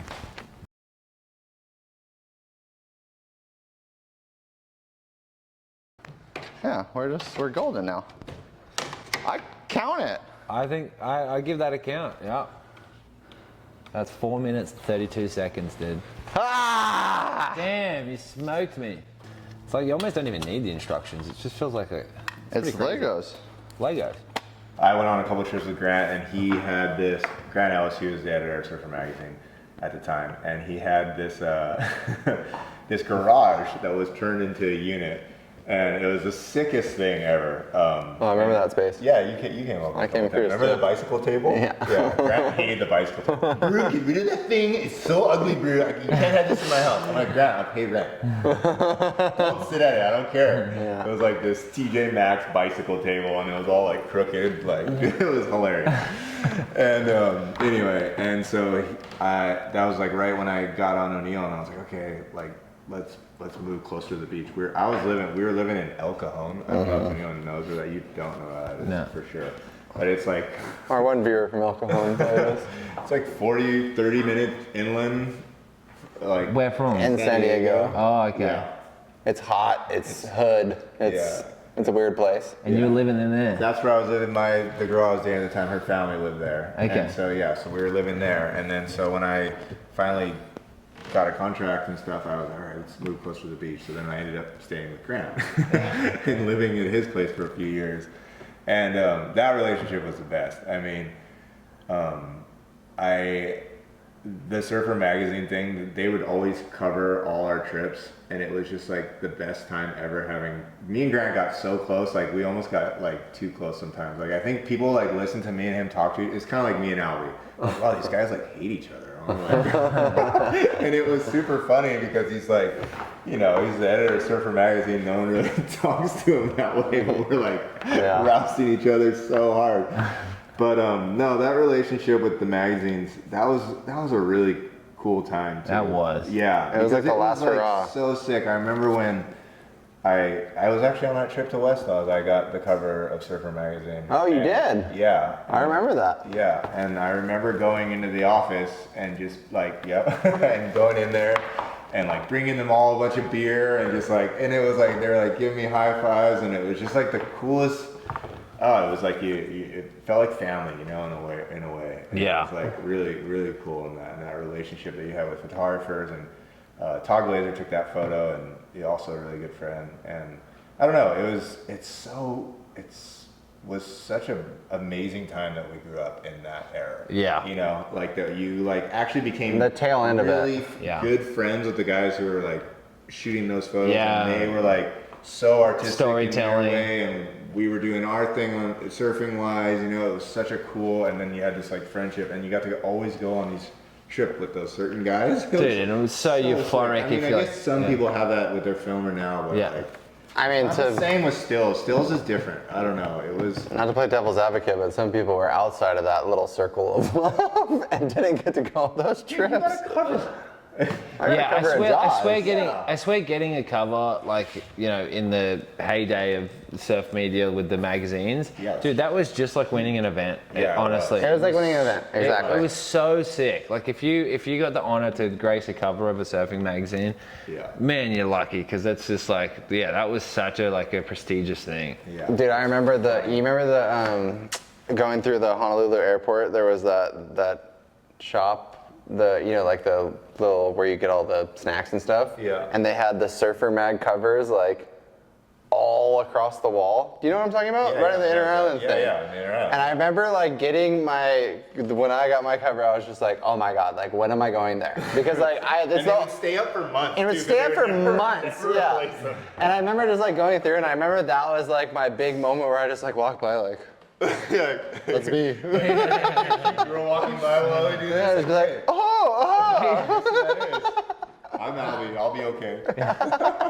I love the name of that article. It's like, I think you can, the only person that dictates if you're a pro surfer or not is yourself. Yeah, for sure. 100%. There's just different ways to go about making a living from surfing. For sure, definitely. Yeah. It was funny. This is actually kind of a cool story. It's a little bit off topic, but it's similar to what we're talking about. When I was super young, obviously Shane was like a huge mentor for all of us kids on the Big Island. He's our guest tomorrow. Plug. And I remember he was nice enough to have me and my dad come up to his house for dinner one night to like talk about like how pro surfing works, and this is like when Shane was like in his heyday. That's And, sick. He's had like 3 heydays, but yeah, this is is like on tour. on tour, yeah.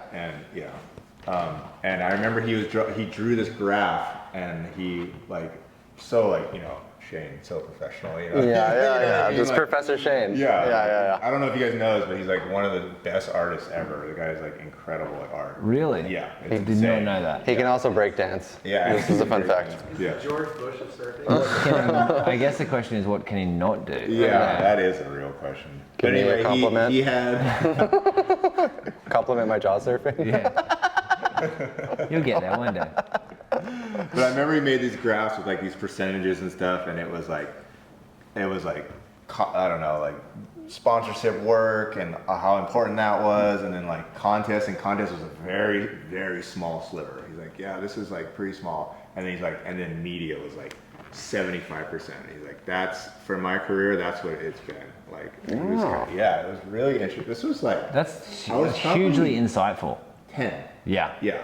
That's And we're- crazy. yeah, And he it was already investing that much energy into media at that stage. Yeah, and he was on tour. He's like, That's- contest was a very like a little carrot, and then there was like, I think it was something with sponsorship and stuff, and like, and then he's like, yeah, and this media for me, this is all this right here. Crazy. And I was just like, we were just like, wow, really? Yeah. That's hugely insightful because super that's insightful especially at that time for sure. I mean, because no one was probably really even conscious or aware that like how much. Yeah, media that was played probably a like part. after the first couple Taylor Steele movies around that time where you started to see the feedback from that. Yeah. That must have been it. That made that light go off in his head. Yeah. Oh, that's going to be interesting to talk to him about. Yeah, because he's I probably don't one know of if he'll even remember it, but maybe he will. Dude, Shane's been amazing though, dude. That guy used to pick me up when I was 15 and take me to 24-hour fitness at Mililani. And I swear, we'd go to the gym together. That's so Him cool. and like Benji and like Taylor Knox would come in and just eat iron. Like he was so gnarly. Like, Wow. It was so. That's it was sick. Crazy. He was like the sickest mentor ever. Yeah, that is Yeah. really cool. Yeah, it was cool. But anyway, yeah, media. Yeah, that's it. I got a question, and this is going to put you on the spot. But this is, I was thinking about what advice would you give yourself? What advice would you give your 12-year-old self? Yeah, that's a put you on the spot kind of question. My 12-year-old self. Yeah.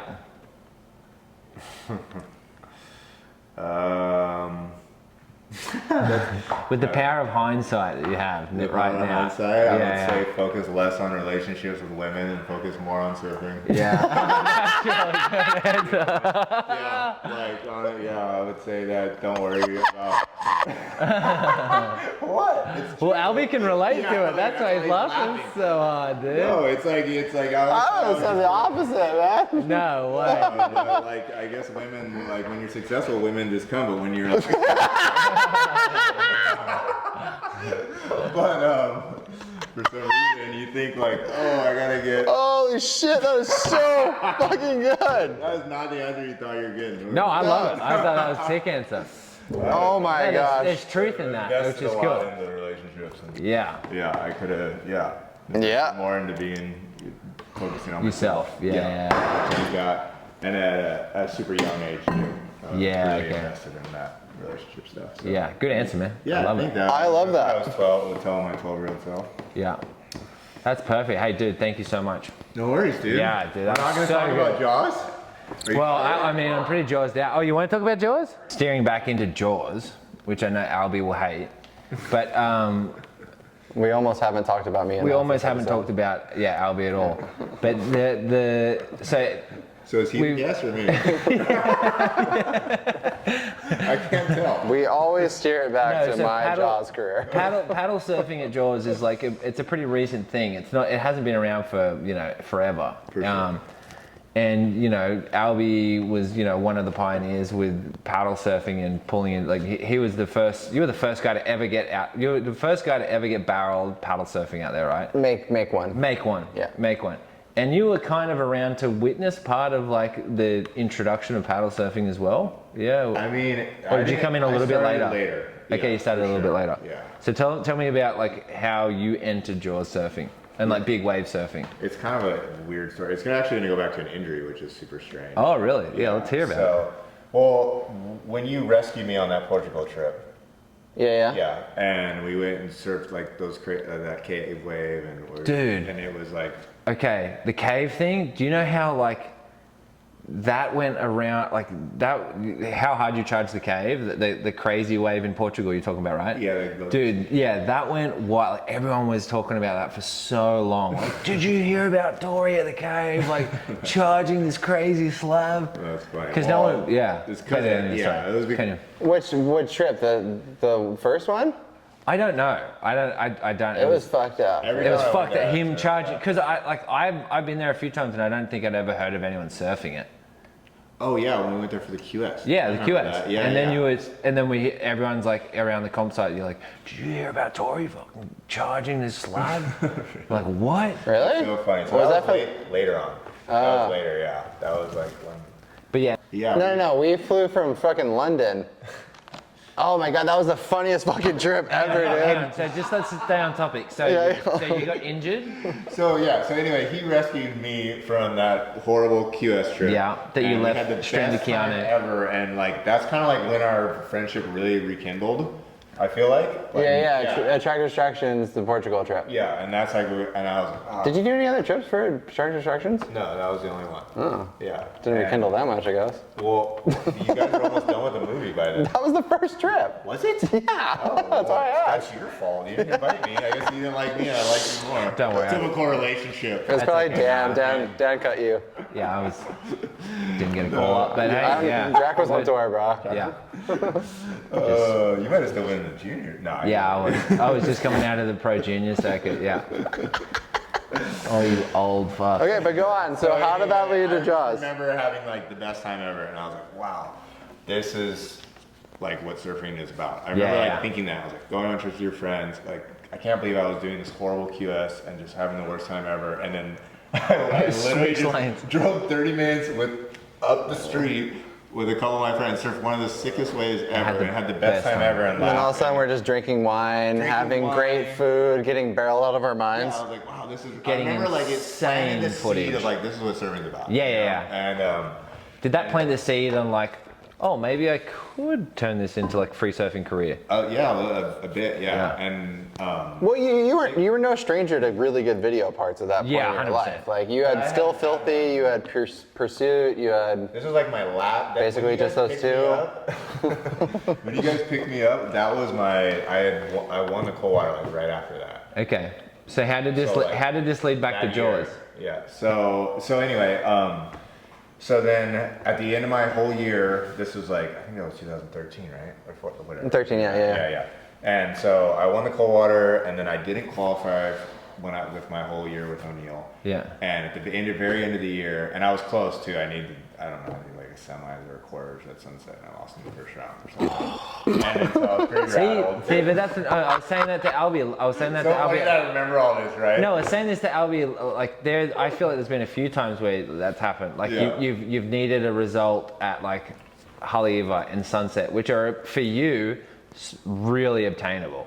Like you could, like you were like one of the powerhouses at those two events. So I was like, I feel like that happened a few times. But anyway, going back to Jaws. It So was the same year that Dusty won those events and qualified. But anyway, I'm like an encyclopedia of these guys. It's really depressing. well, when you do it long enough, it's seared in your brain. Yeah.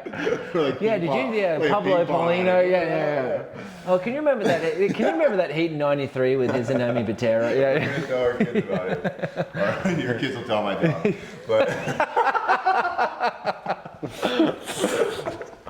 Oh shit. That was really funny, Tori. Go. We haven't even got to Jaws yet. okay, we're getting to you. Relax. Yeah, relax, dude. We're trying to make this a little bit more about our So guests, at the man. very end of that year, I ruptured my spleen, like we talked about earlier, right? Yeah. And I remember having that whole year. I had the hip surgery thing, and I was like, dude, I don't feel like I'm doing like the surfing that I like really want to be doing. Yeah. At doing this QS thing. Like I would always come back to our trip, and I was like, dude, that was so fun, like surfing those scary waves and like whatever. With your and I was friends, with my yeah. friends, and like I was Filming. And I was so like I had way more fun Doing that you know what I mean, than the whole year. And then Albie started surfing Jaws and doing all that craziness. Yeah. And I was like, dang, that looks nuts.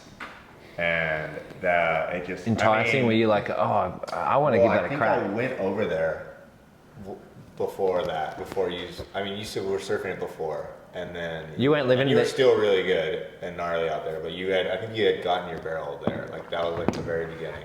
And I came over first of all, and I broke my board. Remember, I tried to pull in away, and I broke my board, and I didn't come back for a long time.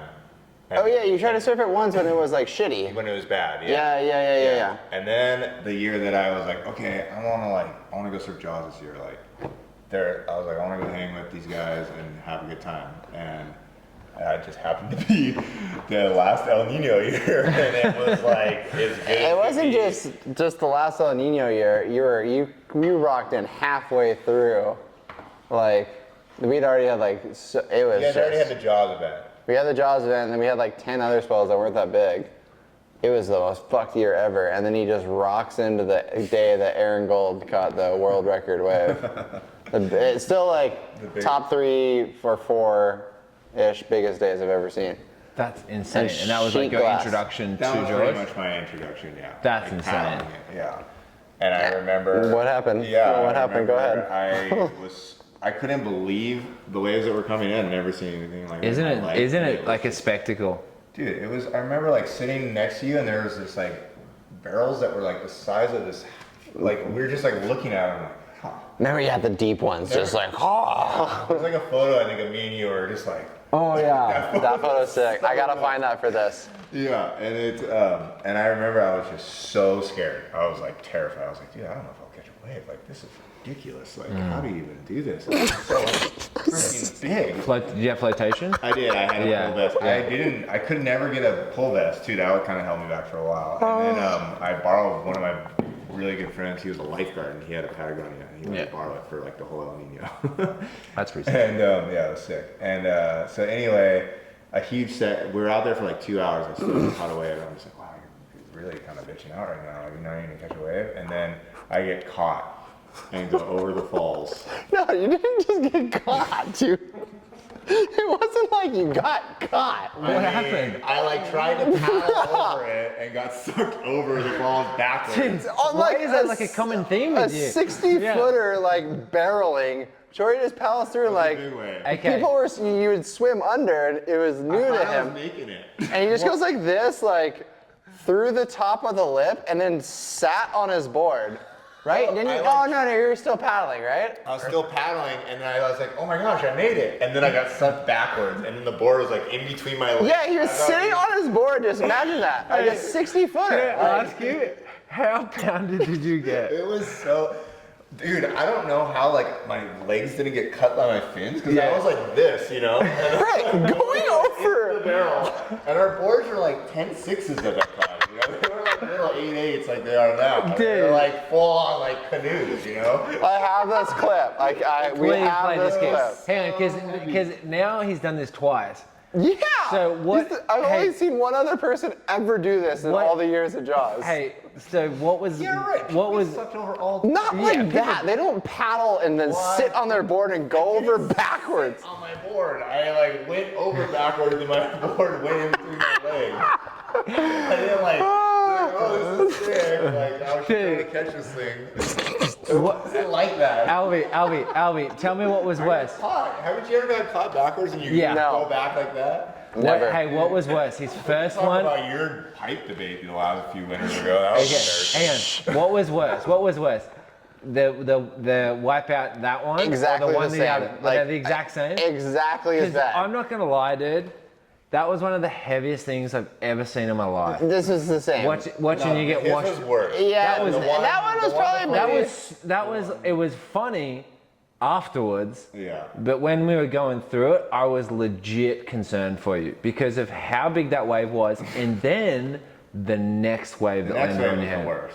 Dude, I have never seen a wave so big, so round, so thick in my life. Yeah, that was. And I look over, and your board was just tombstoning. You weren't even popped up. Yeah. Like your board was tombstoning, and I'm like, everyone was tripping, right? Yeah. Everyone was tripping because that was one of the biggest. That was one of the biggest days ever. Yeah, but you did the thing. But that one, I didn't get to see it. The other one I got to see. But that one, we just all paddled over. And there was like a bunch of us. I think I was kind of far on the shoulder. I think I might have just got out. I was right next to you. Okay. I was pretty close to you. Yeah. And I can remember you were way further on the inside. That wave sucked because there was a guy that was right next to me, And he was kind of blocking your path. No, because that's what he made it and I didn't. Yeah. everyone It was like this. wave had this weird crumble And that Torrey got just me. was gone. Yeah. And just, oh man. Because I actually felt like I was really close to you. There was a Was couple that me? guys that were. Was that No, next to you? No. No, it's I can't remember. We were all really close together. Because I was outside though, because Oh, I yeah, tried to you were go on outside. the next wave. No, I was no. pretty far out. That's what I was tripping on, but I was deep. I felt like we were And pretty I was close together. next. Because I feel like you were You were right close. there. Yeah. Yeah. I felt like you were right there when you got No, there was sucked like 3 people who made it over that were like a little bit in front of me. Dude, And it I was just so had bad. I had the worst chop or something, and it like sucked me back over. But that wasn't even bad. The next one was like so bad. the I've most never been watery. that scared in my life to get over a wave. I remember looking up and just seeing it was the most whitewatery, doubled up Jaws wave ever. Okay, no, so it's not the same one we're talking about that we saw. It was the wave before that one that he. Yeah, no, So he got the sucked. three-wave set. No, that's what I'm saying. He got sucked over on the first wave. Yeah, the And then second the one was second the one that was so big it crumbled outside the Yeah, reef. yeah, It didn't yeah. barrel. Yeah. And the guy towed it and ate shit. Yeah, that was crazy. I was next to you on that. We both made it. Oh, over. that wasn't the one you got caught by? No, I was next to you. I remember like that was the biggest West Bowl I've ever seen. Oh gosh. No, So it was the one that barreled then. Yeah, no, I'm saying that's what I'm trying to say. He went over the falls on the first one, and the one that Tucker got. Yeah, the crazy barreling one is the Is one what that landed on landed your That head. was after I got pounded. That West Bowl wave that we. Why? Yeah, that was a creep. No, Why because did you I back out? remember you paddled back out. And Yeah, everyone in the lineup was like, Torrey, dude. Like, we love you. Go take like, 5. Go in. Yeah. Like, hands on heads. Like, go sit in the corner. Dude, that I was. think we almost got caught by that West Bowl, and that was after I got pounded like that. Oh, dude. That, was yeah, okay, Yeah. and I remember telling you you should go in after that. Yeah. Yeah. Because I was like, dude, if you got caught by that after just going over the falls on like a 60-footer, like, There might be a chance you not come up. Yeah. dude, you've taken enough. I wasn't hits. really a person during the edit the next day. I was Yeah, just because like- that's right. You had the freaking. And then you had to surf the edit yeah, the next day. Yeah, I wasn't very smart. Oh Real man. quick, changing fucking Well, memory cards. we went on a rant there. But Yeah. that was just That too was good. great. I can't believe you guys didn't want to talk about that shit. You don't have to edit this. So much. Yeah. Okay, yeah, well, who would you say the worst wipeout you've ever seen at Jaws? Hold on. Oh, yeah. Mine. Pretty bad, man. Yours lasted a year too. I mean, it's still different. Yeah. Because I swear I've seen some bad wipeouts out there and like doesn't even phase people. Wait. Dude, that one that Japanese guy was really bad. That was the guy that paddles out there on the single fin? Yeah. Yeah, the That guy, was bad. he had to be resuscitated. Yep. Really? That day that we were out, that same day we were talking about. He got resuscitated. He was unconscious when they pulled him, Sean Did they? DK pulled him out of the water. There's Who just is, like who is dead. that guy? We don't know. No one knows. That was like the weirdest Have thing. you heard about this, Ashton? No. This random Japanese dude that rides like a With single like a fin? 5-foot-inch thick single fin, just went and sat on the very outside of the second biggest Jaws day in like 10 years. Yeah. Random guy. He just almost died. He Just caught a no couple one waves knows the who day he- before. He was Yeah, no. ripping the day Yeah, before. he was. He doesn't wear a pull vest. No. He's Yeah, just, he it's only insane. wears flotation. Oh, I think. I think one of the coolest parts about photos, like still photos especially, was did you guys ever notice like when you shot with like a really good photographer that he would just like make you look so Yeah. much better? Yeah. Magic Dude, it just was happened. crazy. Yeah. Like you. No, I I totally know understand. this I totally understand. This guy's a video guy. Yeah. No, but like I wasn't a about- I know, godly I still know guy. exactly what you're saying. Dude, Someone who knows angles and like everything. It It's was just, nuts. yeah, it was swimming. Like, Yeah, guys swimming who was swimming crazy. were really crazy. Yeah. The first time I like shot with Daniel Russo, it blew my mind. Yeah. Like 'cause I was like, Wait, stick to Jaws. You're getting okay, so sorry, off sorry. subject. Well, we were talking about media, so I was going into Sorry. Okay. But Russo would have been swimming Jaws, and there's got Yeah, for sure. Like all the guys that made a career off of shooting that way. Like between Mavs and Jaws, I feel like there was like a whole ecosystem of guys at that point that if you had a relationship with them and they were on swells with you, it was like it was like this killer little. Well, killer, I also think during that time though, maybe this is just my thing, but there was like, the first year you did it, you were a character in Nervous Laughter. And that was like an unplanned thing. Yeah, that was cool. Was like your first full year of paddling Jaws. That was pretty much the first time surfing Jaws. I mean, the other You had like whatever those little things here and there. But that was the thing, is like we were in the middle of shooting a documentary about that, because there was all the hype around El Nino and that. And we had our characters, it was like me, Billy, Dej, Kai Lenny. And Torrey was not planned at all as a character in that movie.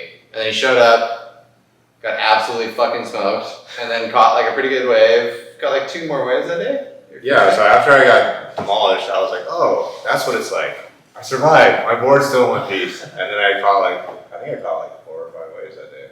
Yeah. Yeah.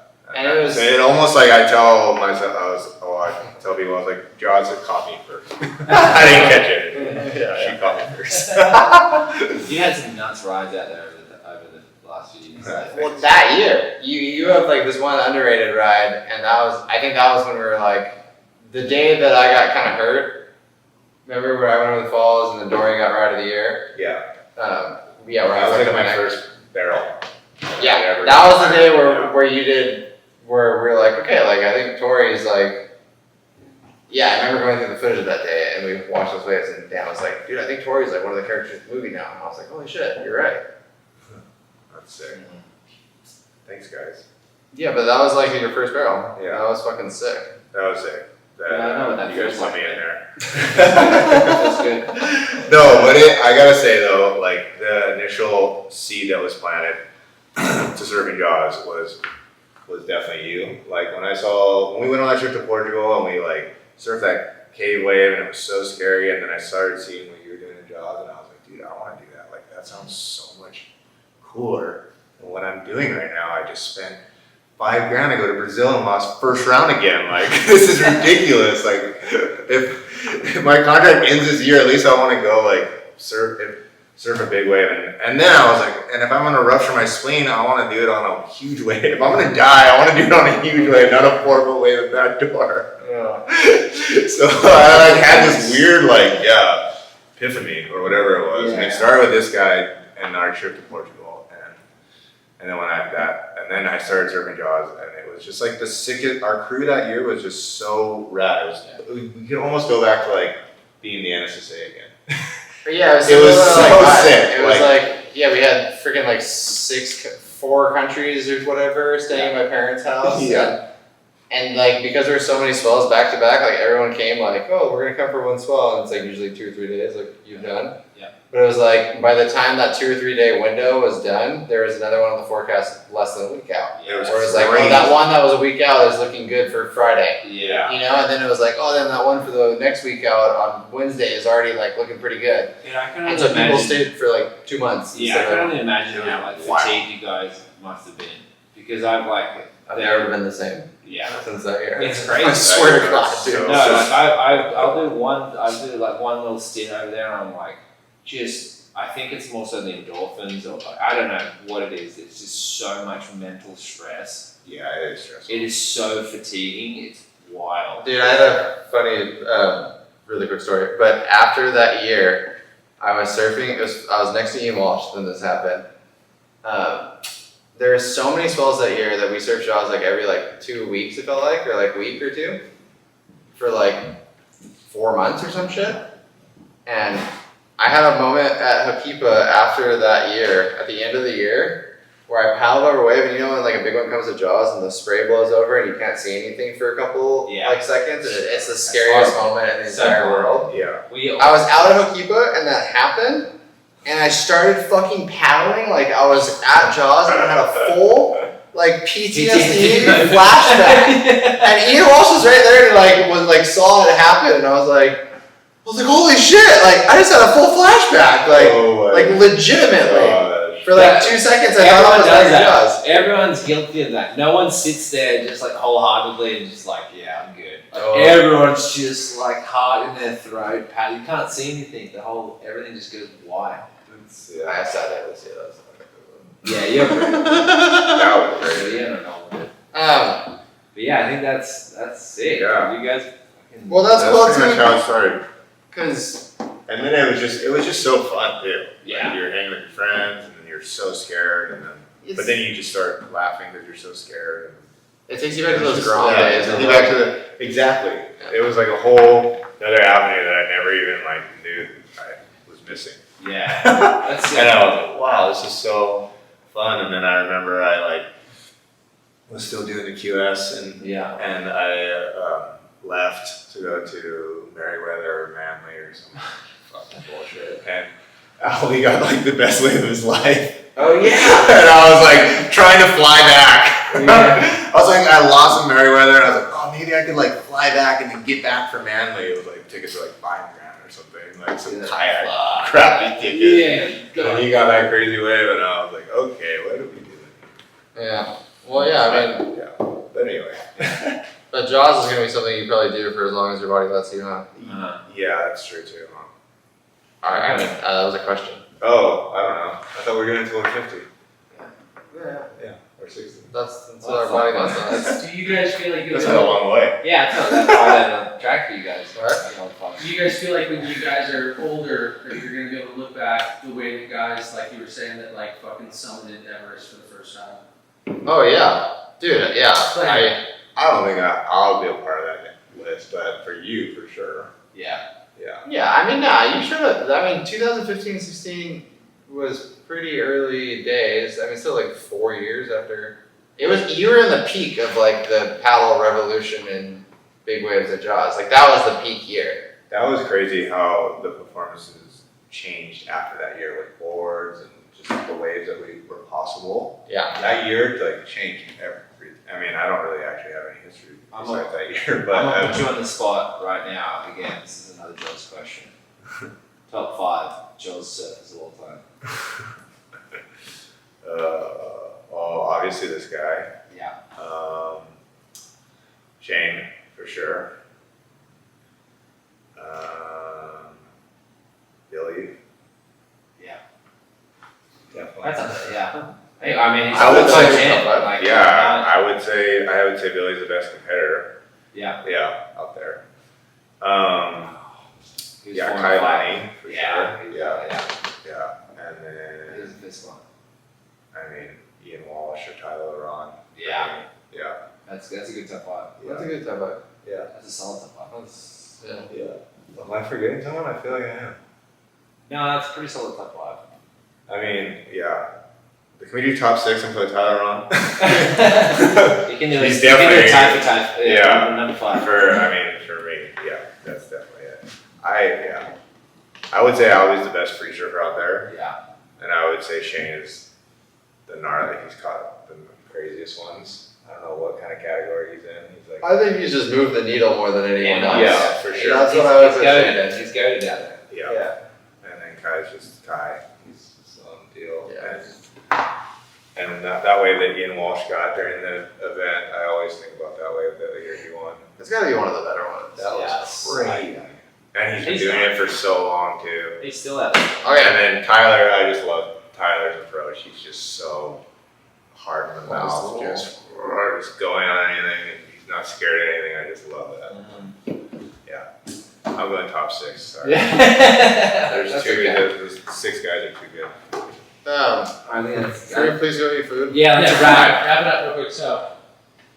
So this episode was brought to you by Liss, one of our sponsors. We're very stoked. Right here, you can see we've got featured the Spirit Rack over here, Torrey. I don't know if you've seen this. Dude, the thing is insane. Yeah. I like that little hook, man. It sets up in 5 minutes and declutter your quiver right there and make it look all nice and clean and polished. I gotta upgrade my racks, dude. my racks have cat fur and Yeah. fleas all over them. Yeah. And then also, and another one of our sponsors is Third Stone. With that, we're very stoked to have help support the podcast, which is cool. I think every surfer who's come through Hawaii has got a board done or shaped or glass or created at Thursday. So we're very stoked to have those guys on board and Albie. Our last sponsor is Juneshine. You can see me getting barreled in this can because that's the best flavor.